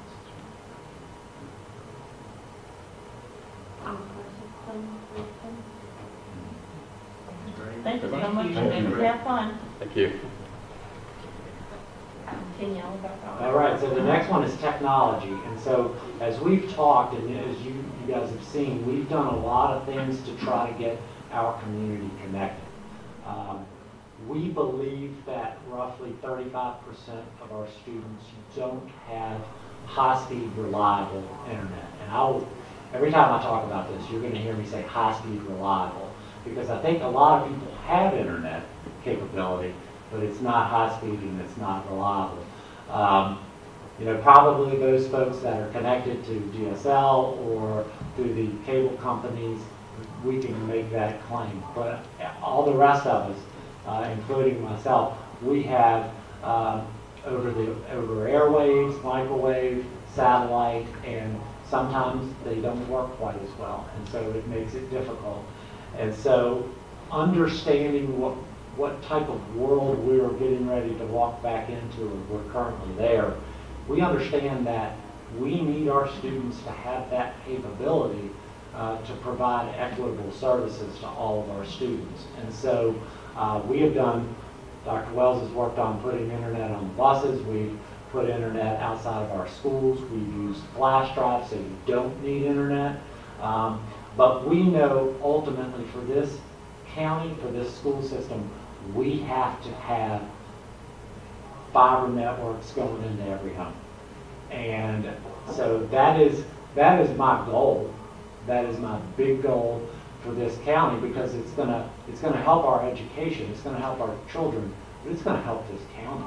It's going to help attract business. It's going to improve all manner of life for Amherst County. And so what I've done, I have been connected to a company in Texas, and they were actually I was referred to them by the group that came in January to do the equity audit. And what this company, they're called LIT, L-I-T, LIT Communities.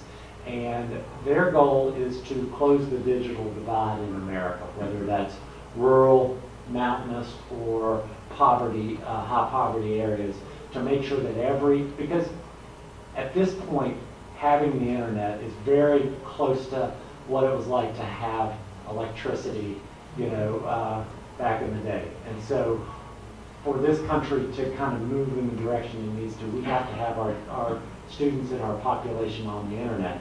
And so where our kickoff meeting with them is next week, and they're going to come in and they're going to model out what it would look like to, number one, do the big goal, right? What does it look like to put fiber into every home in Amherst County? But that's going to take a while. That's going to take effort. That's going to take a lot of people being on board. That's going to take some investment. So that's kind of the out there goal. But in the meantime, they're going to model how to use the current resources that we have. And so what they're going to show us is how to take our school buildings and let them act as kind of beacon points. So we have fiber now that Temperance is online. Every one of our schools has fiber running into it. And that each of those schools can then serve as a signal that goes out beyond the parking lot. We're talking miles in those areas. So our students could get on the network, our school network. They would have to have their credentials to log into our network, but they could get our network from their home. So this is just another way of getting more signal out to our students so they can have the internet. But that I really think is, I don't believe technology and distance learning is the answer to all of these problems, because I still believe being with teachers and having that human contact is vital. But I also know that we can't always do that, and we might not be able to for some time. So we have to have the infrastructure in place to do that. So that's really the one thing that I think that, and that's what I would like to be able to dedicate our stimulus funding to, because I think it's that important.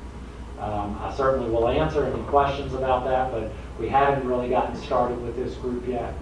We're meeting with them Wednesday. I've done some preliminary discussions with them, but they're going to start in force on Wednesday. So we'll have some more information on that soon.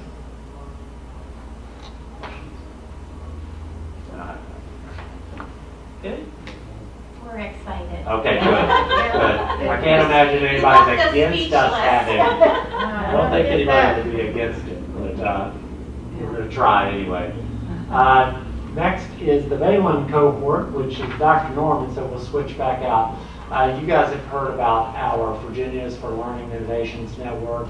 Our team met, and we've been doing some work, because one of the things I want this pandemic and us being at home and lots of different things that the state has waived has given us an opportunity to look at this a little differently. And you've heard me talk about we need to be innovative in the ways we teach our children to give them the life skills that they need to be successful, not just the ability to pass a test, right? And so one of the things that this cohort will look at is providing skills to our teachers, our staff, to teach in a way that help our students become problem solvers and critical thinkers and use their creativeness, because obviously our world has some complex problems, right? And we need our children, when they get out into the world, to be problem solvers and people that have learned in school how to do those types of things. And so what we've done, Dr. Norman and I and the group, we came up with a cohort 1 of innovative teachers. And so we put out to all of our teachers that they could apply to join this cohort of teachers that we will support. Our division level team will support them, we'll provide them with professional development. We will give them the space to feel like it's okay to fail if they try something new and to move forward after they do that. We really want that kind of environment here where our teachers feel empowered to try things that are going to benefit kids. And so we had 41 teachers who are going to be in this first cohort, and we're going to be meeting with them on Zoom in a couple weeks, and we're gonna start working with them. Actually, we've divided the 41 up into 7 groups because that's who's on the division team, and we're going to support those teachers and moving them forward. And what I would believe is what all of our teachers got into it long ago for, is to teach kids how to be successful when they leave, not how to take a test. And I really believe that, and I think that's what we all need to be about. And I think we have an opportunity to kind of step into that void right now. It's not saying that we don't care about the SOLs. It is saying that we care about getting our kids ready for life. But Dr. Norman being on that accountability committee, they've really been very forceful in their conversations about what accountability ought to look like moving forward, because we don't believe it should look like it's always looked.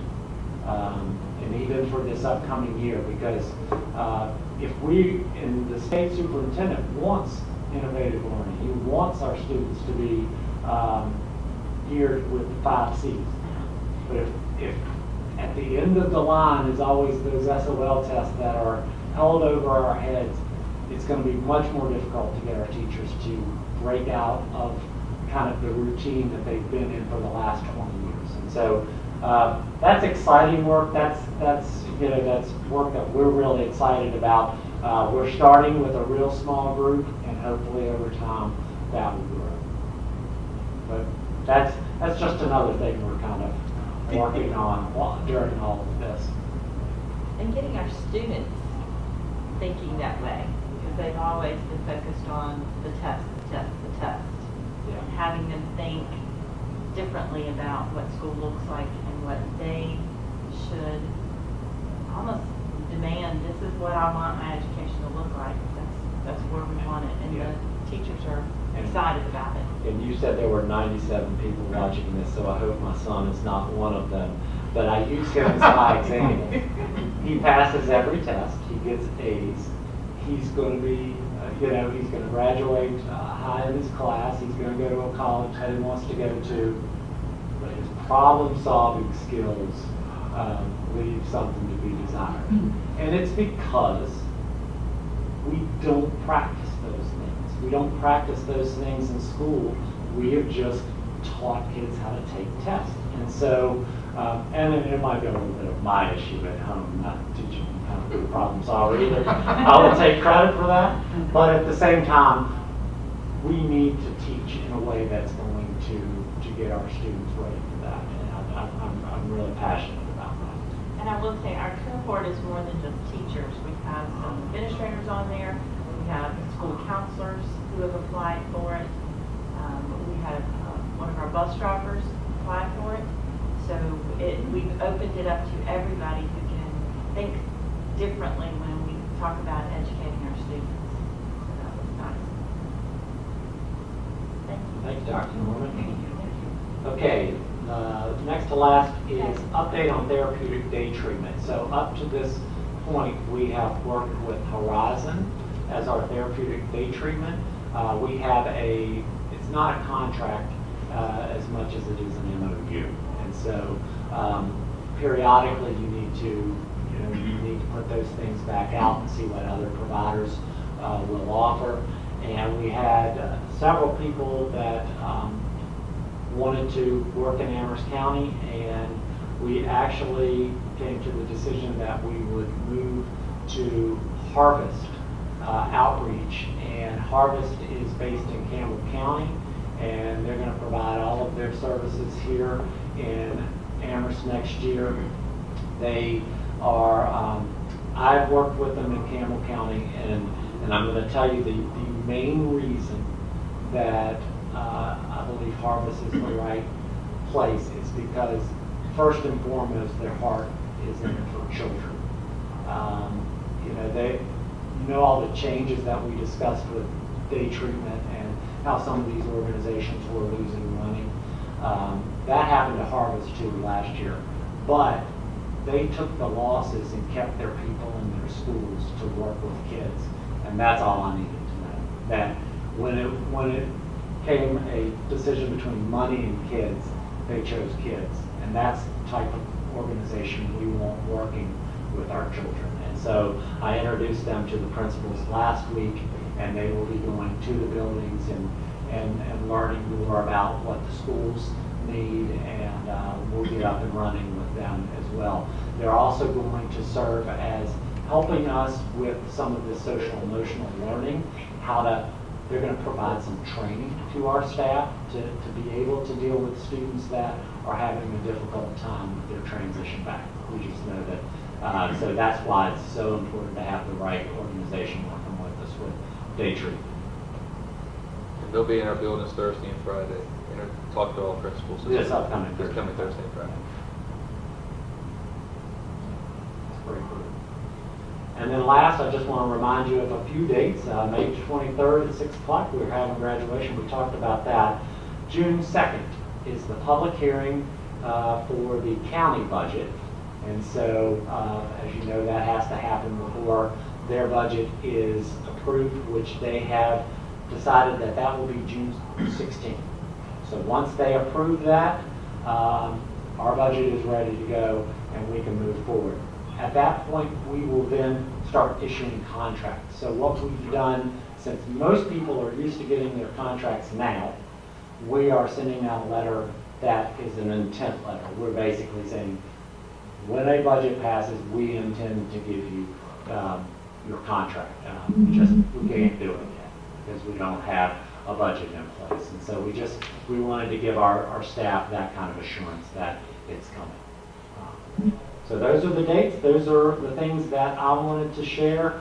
And if you have any questions, I'll be glad to answer them. Okay. So our new addition to our agenda is committee reports. So. So Ms. Ligon, you're with Laurel. You're the Laurel chair, the Laurel representative. Is there anything that you would like to share? No, it's all good. We met last Wednesday and approved the budget, which is not going to have any direct bad impact on us.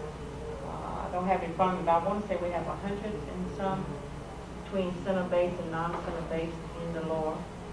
We do have one student who will graduate from Laurel from Amherst, and Dr. Lewis will let us know the date and time of that, and how they're going to do it virtually or not. And so when she tells me, I'll tell you over the name of one of us so we can go by there. This was the last meeting for Dr. Bennett from Appomattox. Next, in August, Bedford County will take over. And so then we're moving on down the line. But things are well there. Dr. Lewis laid out a huge project, just like you have, of what they've been doing with those young people there. A lot of work is going on there, and she gave us a deal report. So things are well at Laurel as we finish up the school year. And the budget was approved with the raise to the Laurel employees if LCS gives one. So we'll stay along with what LCS is doing. But other than that, very well at Laurel. So when Dr. Lewis sends us the invitation, which I'm assuming will probably virtual in some way, I'll share it with you because that's one of the most powerful events that you can watch. It's an amazing evening for those young people. Ms. Wright, Central Virginia Governor's School. Has been rescheduled twice. Okay. June 3rd, I believe they have to have that meeting, and it may be virtual depending on whatever's going on with the governor's school. I mean, with the governor. So there's no update. We haven't been able to meet. I received something today that their recognition reception will be on the CVGS YouTube channel on Thursday. Tonight. Tonight. It's already happened. It's already happened. It's already happened. Okay, yeah, Well, I got it 9 hours ago. So. Okay. Okay, well, it's probably recorded. But, Yeah. all right, so there's no issues forward from that. Okay?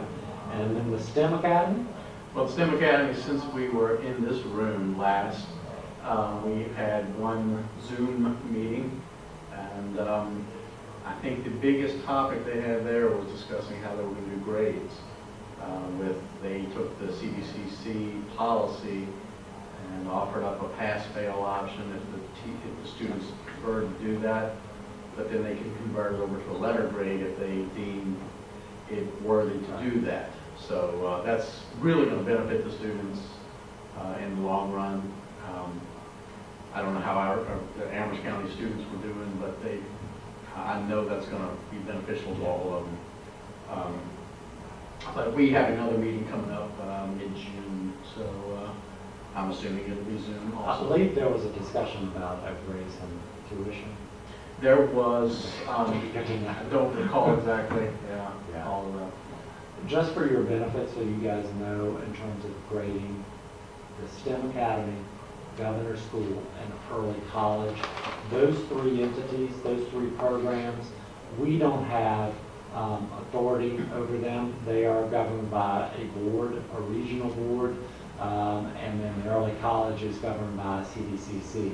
So their policies on grading were, all three of those schools continued on. Like Amherst County Schools stopped instruction March 13th, but all of those kids, they made sure that they were all able to get online and do their work, and they did their work online. So they just finished recently. yeah, they did. I know that.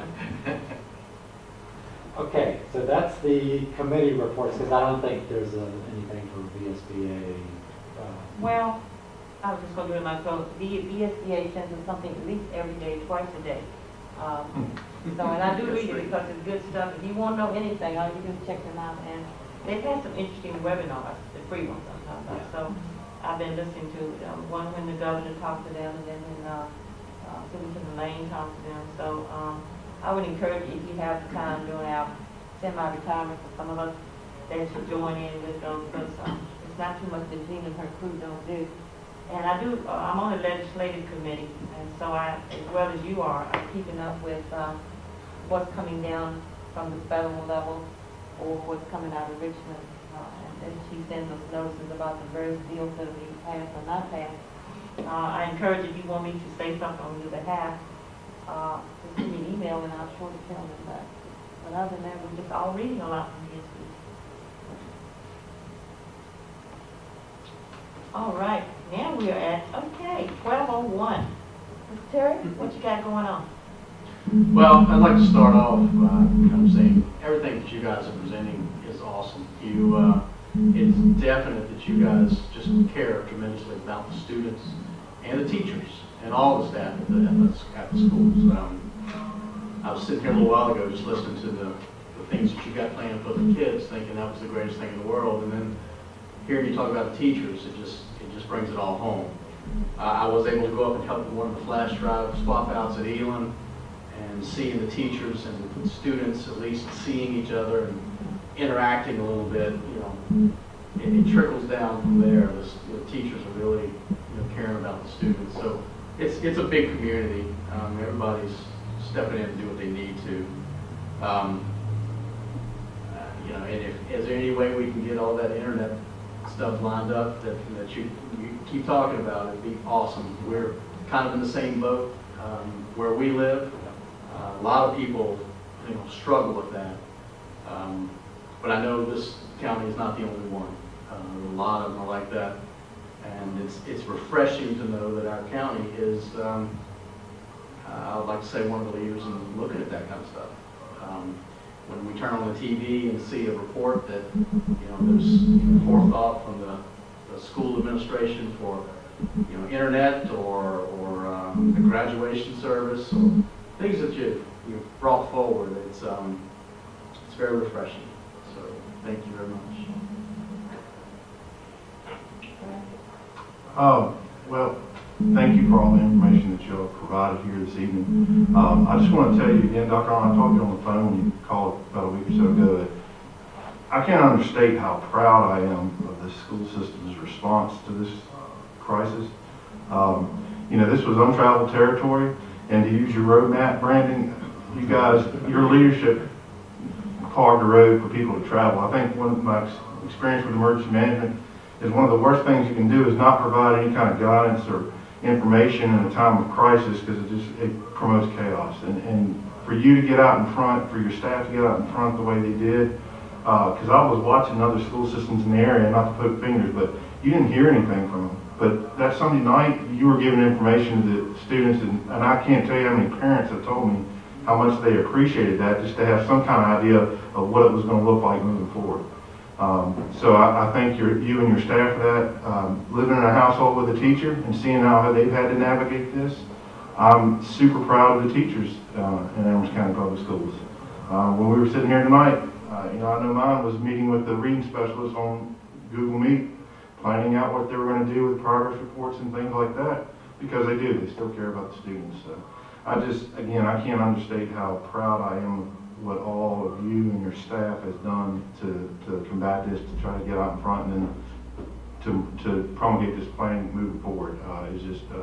I'm super proud, and thank you. Yes, I just wanted to, well, basically echo what they already said. Our school is taking a backseat to no one during this whole pandemic we're dealing with right now, even within the area and in other states. We are leading the way. It amazes me what our little district can do compared to some of these bigger schools. And also, I would like to congratulate again Mrs. Kirshner for Teacher of the Year and wish her good luck in the States. And to Dr. Wells, that football stadium looked fabulous. Hopefully we'll be able to play some ball on there soon, hopefully. And very excited over the internet possibilities for Amherst County. And thank you so much for leading the way from the pandemic to technology. Just everything's been wonderful, and we're grateful to have your leadership. Yes, I agree with everything that's been said about, to repeat it all. I can't imagine what went on behind the scenes to make it all come together. But from my point of view, it was almost seamless. That, you know, from getting everything out to the students who didn't have access to what was online, it just seemed to me like we've been doing this forever. And it was amazing. So, yeah, I really appreciate all of that. And going back to the internet, because I'm one that lives on the fringes of society myself, internet has been a challenge, and we have limited options, and we have spotty service for what we do have. And to get a resource like the stimulus money that might be able to build up that infrastructure would be amazing. I'm glad you're focusing on that, because I think that this pandemic definitely shined a light on that issue everywhere. That it's a necessity, like you said, utility, it's a necessity. And again, just thanks for all the hard work. I do want to say about the graduation, so glad the children don't get, and the family don't have to miss that milestone. I know it's not exactly what they wanted, but I think what you have planned is amazing. So, you know, by the time it gets to me, you guys said all this, and I look like an idiot. But, here's my list. I want to congratulate Ms. Kirshner for winning the Teacher of the Year award. I also want to congratulate Carson for all that he's done, and thank him for all that he's done with us and for graduating. I've worked with Harvest before when I was actually with Verizon, and Harvest is a good organization to work with, and so I'm very happy with what we're doing with them. I'm also going to be very interested to see is it called the Valen? Virginia is for Learners Innovation Network. Do I have to say that whole thing? You call it the Innovation Network. Okay. Yeah. To see where that really leads, because you guys know, this teaching to the test thing, it's extremely limiting to what our children could be doing. Is it necessary? Sure. But there's so much more that could be happening and should be happening. So I'm very interested to see where that goes. But last and certainly not least is, again, big thank you to all of you guys for everything that you've done. I know there's been, it's, you know, instead of, it seems seamless, and it did seem seamless from our standpoint, but that just shows how much effort was put into it, because I know this has been probably one of the hardest things that some of you have experienced, especially you, Dr. Arnold, with trying to lead an organization, a whole division, through something that's never happened before, and nobody was prepared or had planned for it. So you didn't have all the information that you needed from federal government, the state, and anyone, and so you're doing the best you can with what you got. And as John said, I know I'm repeating what everybody said, but I think you put it very, very well. You paved that road for others traveled out, and that's what I saw as you were looking at the news when this first started happening, and I'm starting to see what you and all your guys are coming up with. I'm like, wow, that's, you know, it was just extremely impressive. And then you start seeing other school divisions kind of following suit and different things. I don't know if there's a word that can express pride is one, impressed. I don't know, but it's all of those good things. And I can say for me and anybody I've talked to in the county, thank you. And it's been mind blowing what you guys have been able to do. Abby? Hello. I've had my listening ears all night, and I want to say that I have heard some tremendous things. I want to reiterate again, congratulations to Mr. Kirshner for making Teacher of the Year. I know he's worked hard and continues to do so, and I wish her the best at the state level. And I want to say thanks to Carson for being our student representative.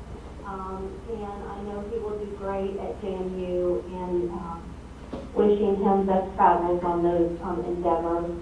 I also want to, as everyone has said, and I think Mr. Kasifi said so well, thank you very much, Dr. Arnold, for your intentional and your impactful leadership in such an unusual and demanding time. And I know that it's you and your staff, Dr. Norman, you've led the instructional tasks, and Dr. Wells, you've done all the food and kept the projects going. Ms. Gallagher, you found innovative ways to interview staff and to make sure we're ready to go for next year. And Mr. Neighbors, I know that you have been busy behind the scenes making sure our students with special needs, that they're not forgotten and those needs are being met. And I know that that's an endless task, and there's many more that I've left out there, but I just want to thank you all. You've had such clear communication, it's been timely, it's been upfront. The staff, students, parents, us at the board, the videos, the phone calls, and just showing that you care.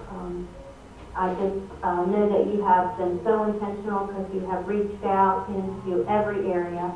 And then in the midst of a time that I know has been hard, just to keep the main things going, you're still thinking outside the box. The WSET broadcast, graduation, the cohort of teachers with innovation, looking for ways to bring internet to the students' homes. And I mean, I know I haven't even hit the tip of the iceberg, but listening to all of this tonight, I just know that you are leading, and you're not just leading in Amherst County, you're leading in our state too. So I want you to know how proud we are of you, so thankful and proud of our teachers for their hard work, the custodians, the drivers, and the cafeteria staff. And I want to make sure that we are mindful and not, forgetting our bus drivers and our custodians. I know that there's times that if there's no buses on the road, that they may have some hardships, and I hope that we're able to help meet some of those needs. And if we're not able, maybe you can share some of that with us so we can try to find ways that we can reach out to them. And I also want to thank our retirees and say congratulations and just so many thanks for all of your years of dedication here in Amherst County for our students. And we will miss celebrating with them this month, but look forward to doing that this summer. And just thank you for letting me participate in this unusual way. It has been easy, and I just thank you all, and I appreciate your hard work. Thank you, Abby. Any other board members? Well, I am the last, and I'll just end this by saying the big words have already been said, the big thank yous. And the word of the hour, as we've been hearing for maybe 6 weeks, is unprecedented. So in these unprecedented times, Dr. On, you and your staff have been totally transparent, responsible, and as the other board members have said, just dead on the action. I talk to you at least twice a week, and every time I talk with you, you have another plan. And which is, I'm saying that to your credit, I like that. You know, an organization is only as strong as its leadership. So your leadership here, and Ms. Crouch and Dr. Wells and Dr. Norman and Mr. Gallagher and see, I don't like to do that, but everybody in that room in there have just done a fantastic job. I have felt, as one of the board members said, very proud to be in Amherst County, very proud to be on the board at this time because we're just watching this great work. Now, we know we have, as one of the movies said, we got some dark days ahead, or not. I'm not really looking at it that way. I'm taking one day at a time, and I'll share with you this idea of the broadband. We hope the county will get on board with us that.